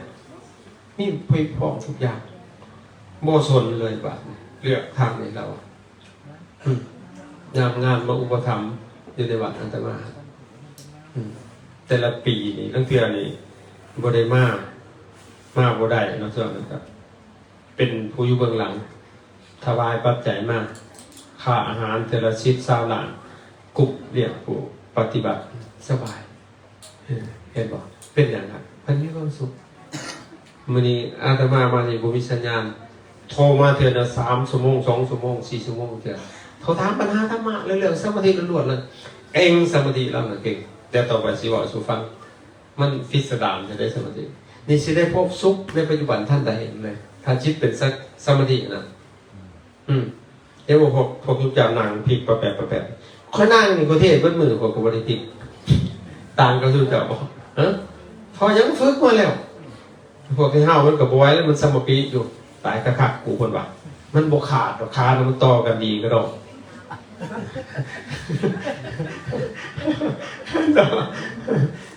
นั่นแหละอีกประการต่อมาสิเกิดญาณทัศนะอันนี้เล่าเกิดไม่ออกเลยเกิดญาณทัศนะเกิดหูทิพตาทิพระลึกศาสตร์ทนลังได้หูว่าละจิตคนอื่นมันเป็นได้แค่เทศเนี่ยฟังนิดหนึ่งเราไปเห็นเป็นนิ้วคิดของคนเนี่ยมันเป็นเสียงได้ไม่ออกผู้เพิ่นจิตเพิ่นละเอียดเพิ่นได้ยินเสียงความคิดนะ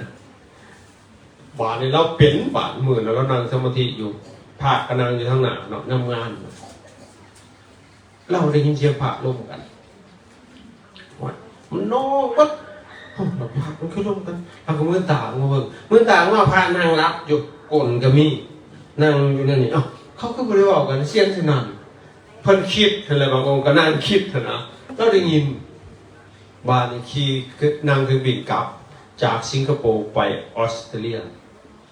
เสียงร้องวัดในเครื่องบินนะเขาก็ล้มกันฝรั่งชุมนี่แล้วแต่เก่ามันคือเราเขาสมาธิเมื่อต่างมามันสิล้มยังมันมีสมองแสดงว่ามันคิดมันเป็นเสียงมึงรู้ปานนะพอได้อำนาจของสมาธินะเราเป็นเป็นหลายๆต่างๆแล้วนะมีฝรั่งหน่อยตัวหนึ่งอายุมันราวๆ4-5 ปีผู้ยิ่งมันคือศาสนาคริสเตียนพ่อกับแม่ที่นี่พอเฮ็ดเวียกร่วมกับคนลาวกับคนไทยอยู่อเมริกาพอดีอาจารย์ประเทศบรรยายในสมาธินี่แหละเรื่องสมาธินี่แหละเป็นภาษาอังกฤษเนี่ยมันเลยฟังรู้เรื่องมันยืมกระแสเนี่ยไปฟังเขาเลยหันเปิดมันเห็ดฝรั่งมันหมักเห็ดไอ้หมักลองฝรั่งนะมันนั่งสมาธิเนาะนั่งเลยมีความสุขมาแต่งงานเลยเฮ็ดคู่มือหอดหามือ6 มือ7 มือเมียแปลกเว้ยเมียมันถือขิดเด้ผัวนี่สิเป็นบ้าแล้วไปฟังพวกไอ้ชาวพุทธบรรยายธรรมนี่ก็เลยบอกลูกไปดึงแขนพ่อมานอนลูกมันมาดึงพ่อมันก็บอกพ่อให้มากวนพ่อสินั่งพ่อนั่งเอาอย่างนั้นมันต่างพ่อก็เลยตัวมันนะพ่อนั่งเอาของดีใช้มันบอกมาปั่นกันแน่มันว่าพ่อก็เลยบ่ได้ต้องนั่งเอาเองเห็นนั่นนี่แหละนั่งเบิ่งลมหายใจมันพ่อมันบอกนะหายใจเข้าหายใจออกมันเหมือนพุทโธเฮ็ดจังซี่แหละมันก็เฮ็ดอีกนิดหน่อยมันนั่งแป๊บประมาณ5 นาทีเนี่ย โอ้คนมันสี่คือทั้งฝ่าพวกมันเห็นเทวดาพอคนลุกหยาบเลยคนใส่หมวกแหลมมันบอกมากมันดูตาเป็นคนบ่เห็นหายเลยมันบอกโอ้พอก็เลยบอกอย่าพ่อนั่งปีนั่งไปโดนเติบโอ้คนเห็นกระไรมันเอาบาทนี่เห็นหลายบาทพอคนลุกเลยได้พอก็เลยบอกเห็นนั้นก็บอกต้องเล่าแต่เช้านางจังบอกพอบาทนี่มันโบปากบาทมิดใช่หมอยลูกนั่งฮะมันหูไปกูหันมันหูในคิดพ่อมันบาดพอโอ้โนอาจารย์เทศมันเป็นอีลีตัวนี่เนาะลูกเข้าบุ้ยบอกมันแสดงว่ามันเห็นอีลีเลยนี่ว่าสักโอ้โหอะไรจะประกาศอาจารย์อาจารย์เป็นอยู่เมืองไทยศิลางานประกาศอาจารย์เพิ่นนั่งคิดอยู่มันหูแล้วอีตัวนี้หน่อยนะพอเลิกงานสมาธิก็ไปนอนตื่นมือเท้ามารถทงเงียนมาหลับมันโบไปมันเห็ดนี่อยู่สอนหมดขึ้นตกน้ำมันนั่นพ่อก็ให้เป็นนั้นคือผู้ไปมันบ่ท่านรถบ่ท่านขั้นอีกก็ไปขั้นดังมันบ่ไม่หลายเทื่อที่พ่อก็อย่างหายเนาะมันก็เว้าขึ้นพ่อเด้พอว่าศิลางานไปเยี่ยมอาจารย์อยู่ไทยแลนด์คือผู้ไปมันบ่เอาลูกเข้าหูมันบ่โอ้คนที่หมวกมันบอกมันบ่ขั้นไปซาบ่เห็นเด้อาจารย์อยู่โรงพยาบาลพุ่นก็แม่นอีหลีปีน่ะอาตมาไปอยู่น้ำอาจารย์ใหญ่ไปปฏิบัติน้ำเพิ่นเส้นเลือดแตกในสมองอยู่โรงพยาบาลมันมาอีลีฝรั่งตัวนั้นมาหอดวัดไปทำมาอาจารย์ดูห้องหมอหายกากเลยกับสีดาตัวนั้นหายญาติอาจารย์ตายปะหายตัวนึงดีใจว่าลูกนะหูอีลีเห็นบอกมันหูอีลีบ้านนี่ไปหอดโรงพยาบาลหายกราบอาจารย์แล้วก็ซื้อรถกุญแจอาจารย์แล้วก็กราบเบิ่งดูให้บอกมันหูปานนั้นผู้ใดสิ่งคือกันไม่ออกอันที่อาตมาวางคือกันโอ้ห้าตัวไว้ยังหูเสยอีกมันบอกว่าอาจารย์ตัวไหลได้บาดมันมีตัวหูตัวบอกมันอีกนั่งเลยสิมันปิงขึ้นมานะโอ้ว่าเป็นตะยานได้อาตมาจึงเตือนพาไว้ระวังเด้อเรามาพวกเจ้าเอาดีๆโหลดจะไปคิดแนวกูเป็นจะชี้แตกได้เราหูได้หน่ายเราได้ว่ะจะไปคิดแนวบุดีนะเราปฏิบัติสีอโหความสุขอาหารหวานข้าวเอามาเกลือปูนมาปฏิบัติพองูปักพวกบริวารเรานะนั่นแหละมันจะเกิดญาณทัศนะเกิดฤทธิ์เดชทุกที่ตาที่มีหัวดังทิพย์ไม่ออกกันเลยนะคนมันจะตาทิพย์แต่จะไปรักกินยังมาเราก็หูมันพิลึกอยู่นี่เลยอยู่ใช้มีผู้ที่ปีศาจหูวัดมหาลาวัดแต่ละวันเราเอาถือโลกนี่พี่ผู้ชายเป็นหันเราคือท่านที่บริบอกเราตอนนั้นก็ได้มันคิ้วมาโลดแหละคือมันเป็นใหม่เป็นแพร่เป็นตาหายไปแล้วเป็นปานนั้นก็ได้แล้วต่อมากับที่เกิดสติสัมปชัญญะเกิดสติสัมปชัญญะมวลมันสิบวุ่นวายก็ห้าสิวุ่นวายเนี่ยเดี๋ยวก็คิดดีเดี๋ยวก็คิดลายสักคนเป็นเดี๋ยวก็เส้งน้ำคานเป็นอย่างนี้มันบ่มีสติถ้ามีสติสัมปชัญญะสิบ่เส้งสิบ่วุ่นวายม่วนตัวนี้ม่วนสมัยหนึ่งอาตมาปฏิบัตินะไอ้มันเสียออกพรรษาเขาสิจูดบังกระโปกนะมันแตกตึ้มหรือว่าขบวนเสด็จหล่นพอมาเป็นตัวนี้แล้วโอ้ยต่อให้ระเบิดมาถิ่มทั้งขามันก็ยังบวกเข่าหอดหูเขามันกระเด็นออกเลยมันสิบ่ตื่นบ่ตกใจเลยไอ้สติตัวมันสิหูพร้อมกันเลยแม้ตั้งแต่อยากรถสิระเบิดอยู่ในถนนยังหูพร้อมกันเฉยมันอัศจรรย์นะอันตัวสติสัมปชัญญะนี่นะบ่มันสิบ่มีวุ่นวายเลยบ่วุ่นวายสบายต่อมากัดสิเป็นไปเพื่อควบชินอันสบายอันสมาธินี่นะอันสิแท้ตลอดสิพูดแหละจิตสิเข้าไปเห็นความบ่เที่ยงของทุกสิ่งอย่างเกิดขึ้นตั้งอยู่ดับไปก็ได้ว่าเห็นอนิจจังเห็นความบ่เที่ยงในความบ่เที่ยงมันสอนความทุกข์ประโยชน์ทุกมื้อนั้นเราทุกข์โทรมาทุกข์แห้งแล้วอาจารย์หัวมันยังบ่ทุกข์หลายดอกนะ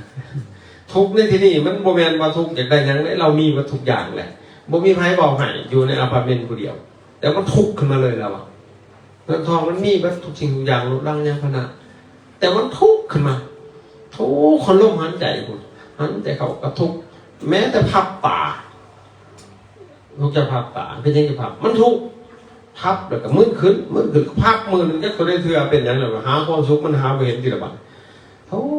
กข์ติงขี้งแล้วมันปวดเล่าไปหมดเลยมันทุกข์ขนาดนั่นแหละก็ทุกข์ไอ้ทุกขสัตว์ยากคนจะได้พบทุกประเภทนี้ส่วนหลายคนทุกข์เข้ากับทุกข์มีคนบอกให้ทุกข์พบว่าได้สิ่งนั้นพับปากอยากที่นี่ทุกข์เลยแต่ว่าทุกข์ตัวนี้มันอยากจะได้พบเห็นถ้าว่ามีบุญนะก็เป็นทุกขสัตว์อันนั้นว่าจะสิขาตัวตายทุกข์หันใจก็ทุกข์บาดนี้เกินน้ำลายพับตาทุกข์ไปบัดเลยบาดนั่นแหละความโมเทียงมันสอนทุกข์ยุคหลังจากนั้นที่เกิดนิพพิทาเกิดความเบื่อหน่ายจางคายจากที่ความยึดมันถือมันนะเกิดอีกกระทุกมันว่าจะเกิดบาดเห็นอะไรสิบ่เกิดเขาก็ต้องทำลายอาสวะให้มันเบิดมันจังสิบ่เกิดถ้าตาได้มันยังมีเหงื่อเนี่ยอย่างมันก็เกิดบุญญาชินิหามีบุญเหงื่อได้ของบุญปาปัชินิหาปาปาชินิหาอย่างคือบุญก็บาปอย่างคือดีหรือก็ชั่วมันต้องอยู่เหนือสุขดูเหนือทุกข์อยู่เหนือดีอยู่เหนือชั่ววิเนยโลเกอภิสาโทมนัสสังถอนความยึดมั่นถือมั่นออกจากโลกเสียได้ความพอใจก็จะไปเป็นเจ้าของมันความบ่พอใจก็จะไปเป็นเจ้าของมันเข้าใจบ่เฮานี่ขั้นพอใจก็ไปเป็นเจ้าของมันขั้นบ่พอใจก็ไปเป็นเจ้าของมันทุกทั้งบวกทั้งลบเข้าใจบ่เข้าใจบ่นี่เป็นไปเพื่อควบสิ้นอาสวะแก้จากการเจริญสมาธิภาวนาเชื่อเจริญสมาธิภาวนาโดยวิธีใด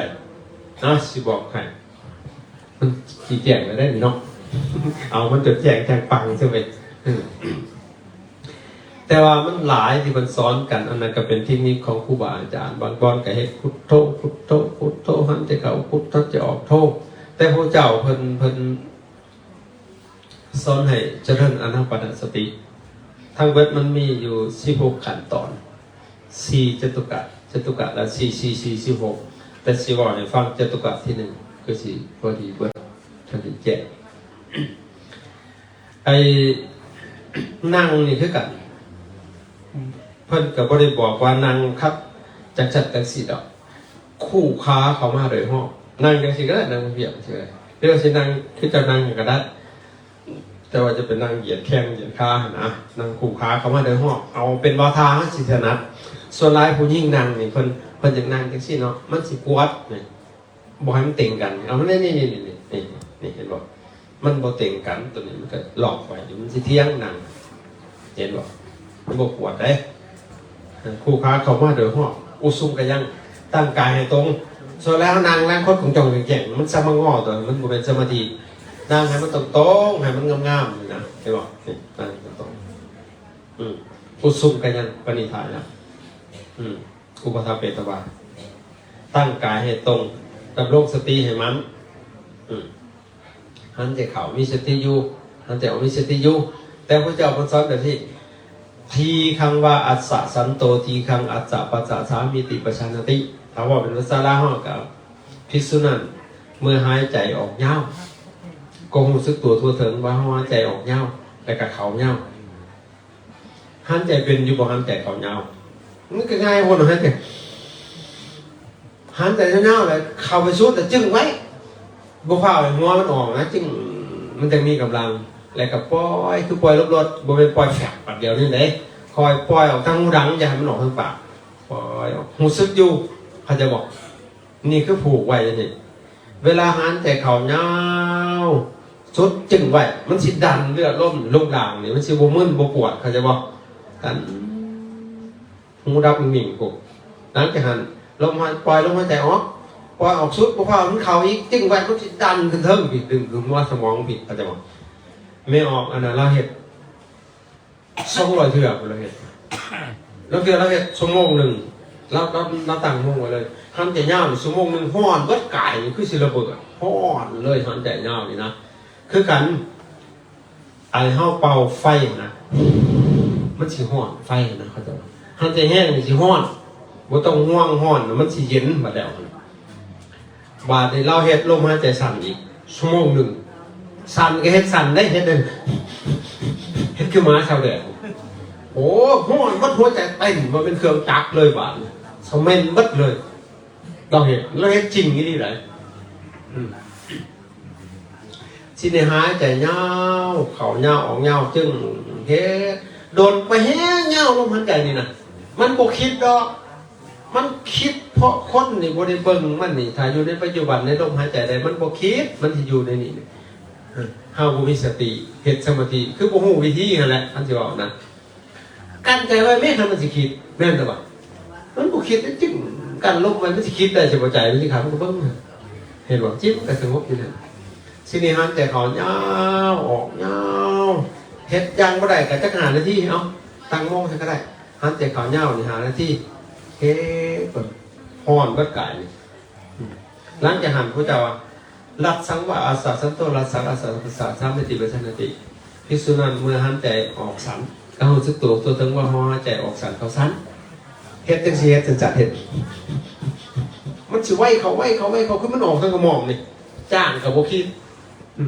สมเมนเบิดกระโตห้อกระตุกเบิดกระโตห้องหลังจากหันสเปคที่3สัพพะกายปฏิสังเวทีอสัพพสัสสิสมิติสิกติมิสิกติกันสิกติแปลว่าอะไรสิกติแปลว่าจอบเบิ่งซ่อมเบิ่งคักๆซ่อมเบิ่งลมหายใจมันเห็นได้ลมหายใจถ้าจิตเฮาสงบลงมันจะเป็นควันคือสูบยาไอ้ปล่อยบ่เฮ็ดยาวบ่เฮ็ดสั้นว่านั่งเบิ่งซื่อ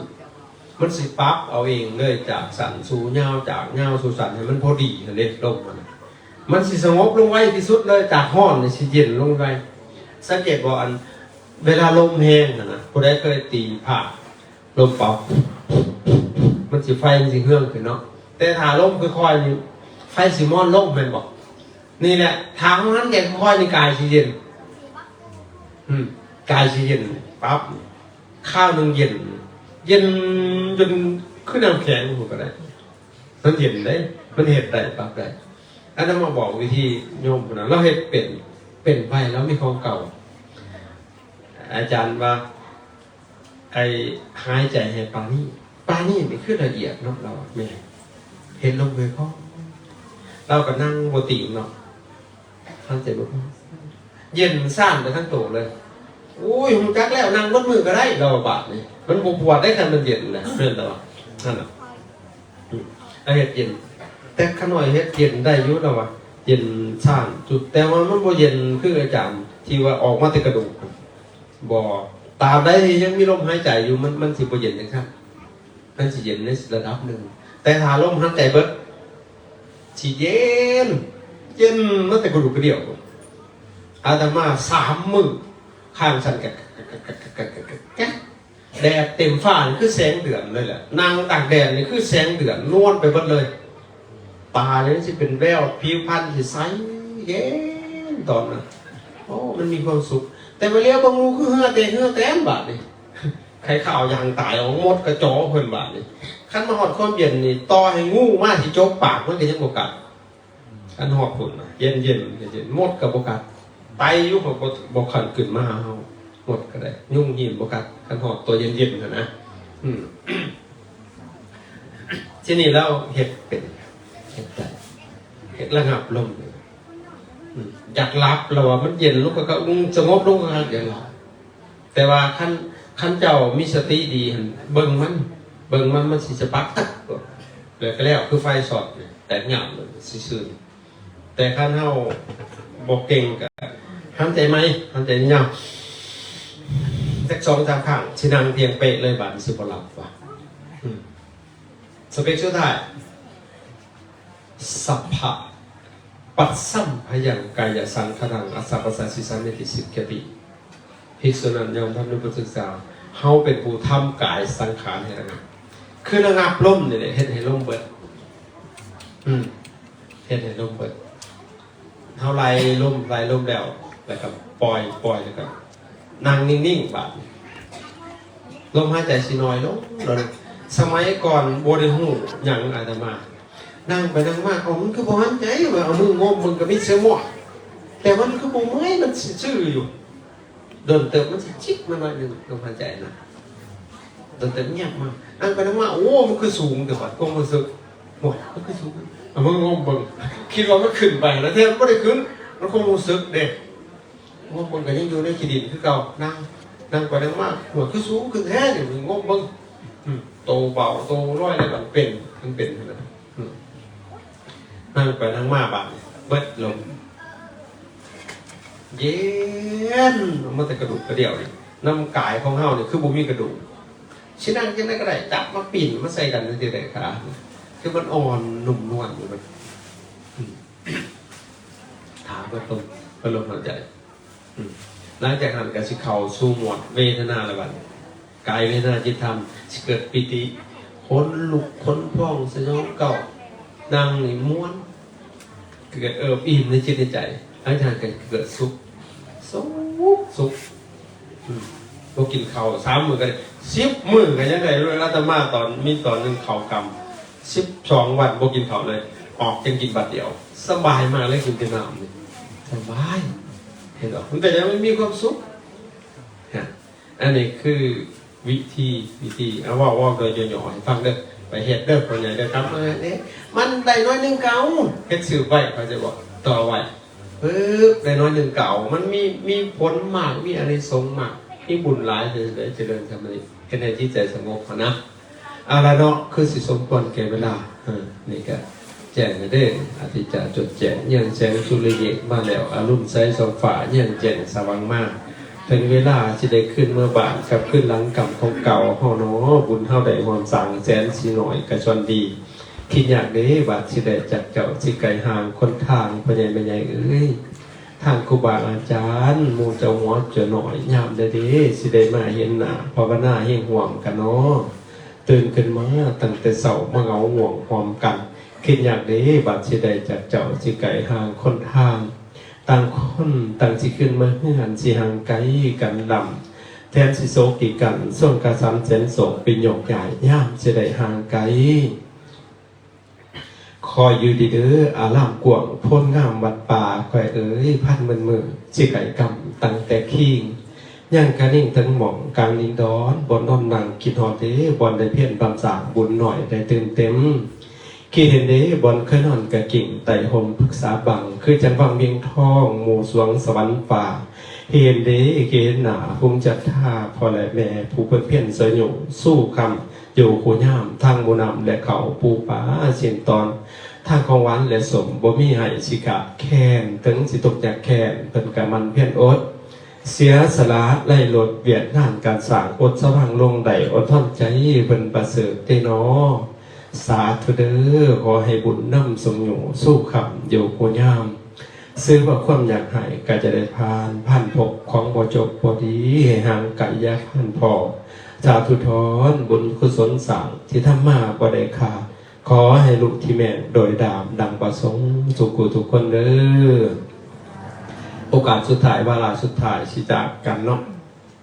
เห็นว่านับมือเนาะนำมือไก่ไปหนาคือหูห่าไก่จักท้าคือไก่ป่าไก่บานขันถาต่อจากมานำมือไก่ไปหนากวางผ่านสิไก่นาง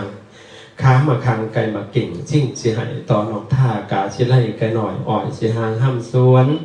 ดวนดันหอมสิหางก้อไก่ตนอดสะเด้ออดจะทำเปลี่ยนสางความดีจะแนบนาย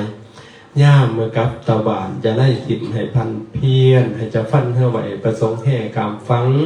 ปลูกขังไฟประสงค์หน่อมแต่แข็งไม้สามใจใบย่ามฝนสิมาฮอดเพียนตามสางต่างให้ได้เติมบุญขนาดบุญบทวนตกเตยบเต็มสาร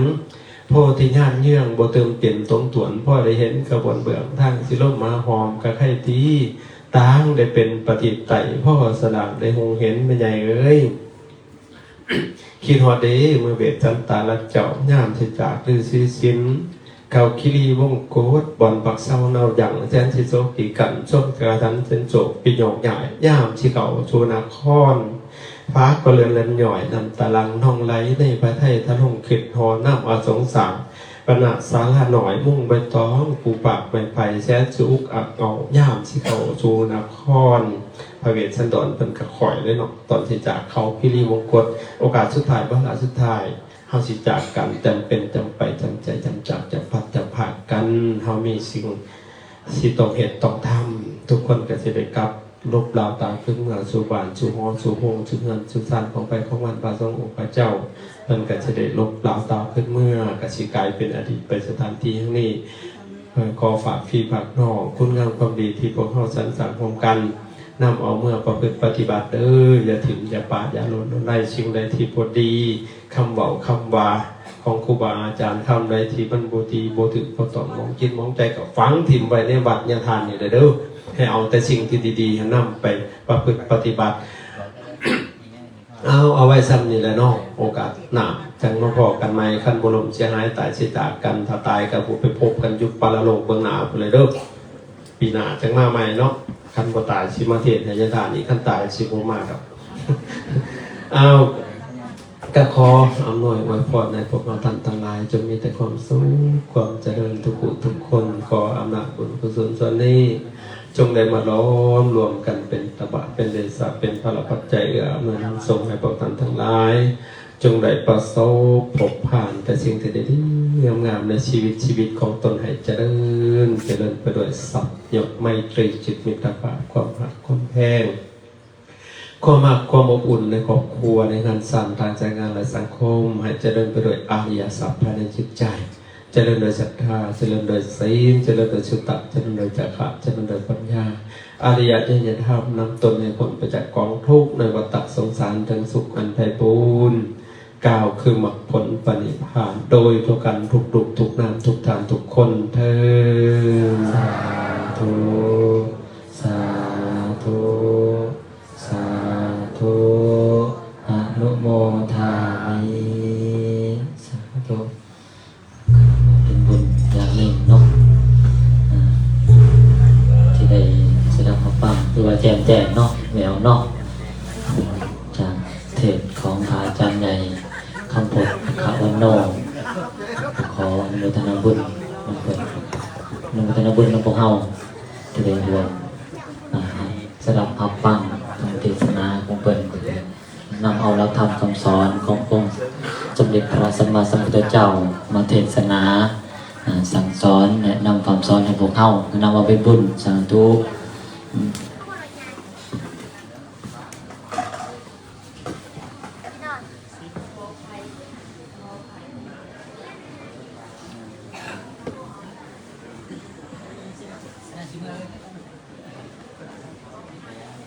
ต่อไปลาสิกขา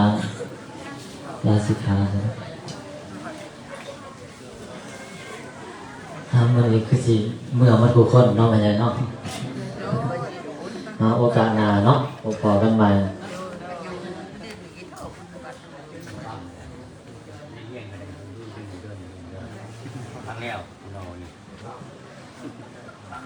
น้ำสาธุคนใหญ่ที่ใจเทศของพระอาจารย์กันเนาะเอาพินาควายยืนๆเด้อพอกันใหม่มีมนต์เป็นมากพินาจริงๆมันเป็นมาเทศคือเก่าพินาเนาะเอาสำหรับโพธิจราสินแปดนะครับบางเรื่องกันให้ว่ามันจะกู้เด้อ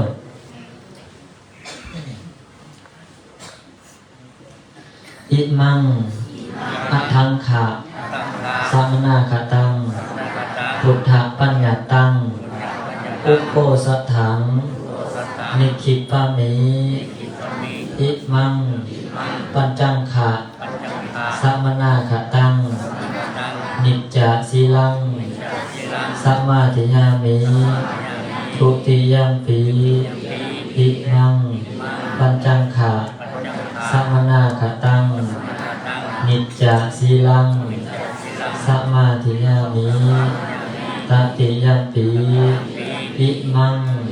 ปัญจังขะสัมมานาคตังนิจจศีลังสัมมาทิฏฐิมิสาธุเอาของข่าวร่วมสาธุ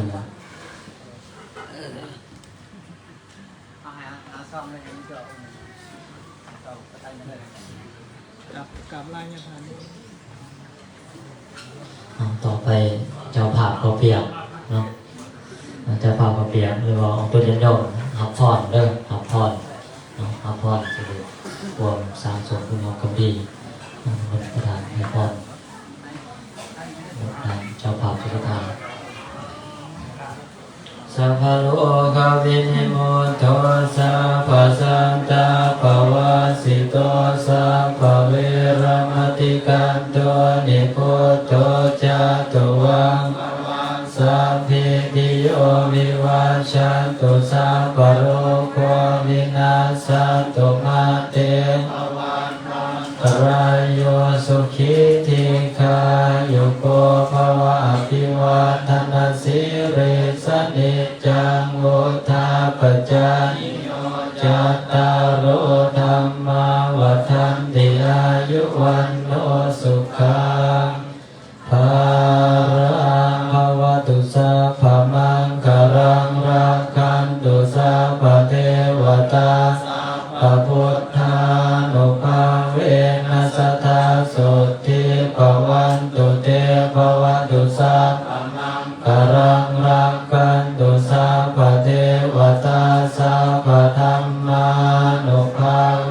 นัสทธาสุทธิภวันตุเตภวตุสัพพมังคารังรักขันตุสัพพเทวตาสัพพสังฆานุภาเวนัสทธาสุทธิภวันตุเตสาธุอนุโมทนาบุญในพระเจ้าสุธาพระเพียรอนุโมทนาบุญนำทุกทานเนาะที่ได้มาร่วมบำเพ็ญบุญกุศลในครั้งนี้ต่อไปครับ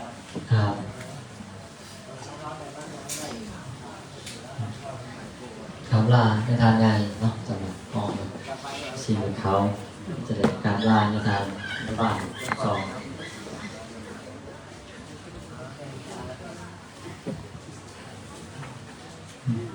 คณะสงฆ์พร้อมเพรียงกันครับ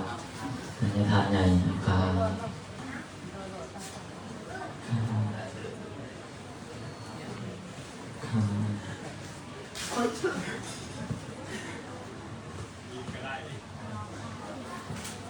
สมเด็จครับครับ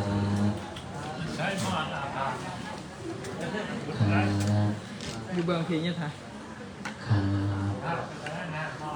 บสาธุพ่อไม่ออกเนาะแต่เกี่ยมข่าวครูบาอาจารย์เด้อหลังกระบาลอยู่ที่ไหนเนาะขอเพียงกันครับสาธุคืนครับคืนครับคืนน้อม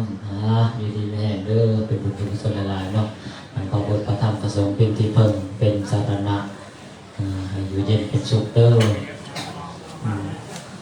เอาประชาสัมพันธ์เทิงเขาเปียกเนาะเอาขึ้นมา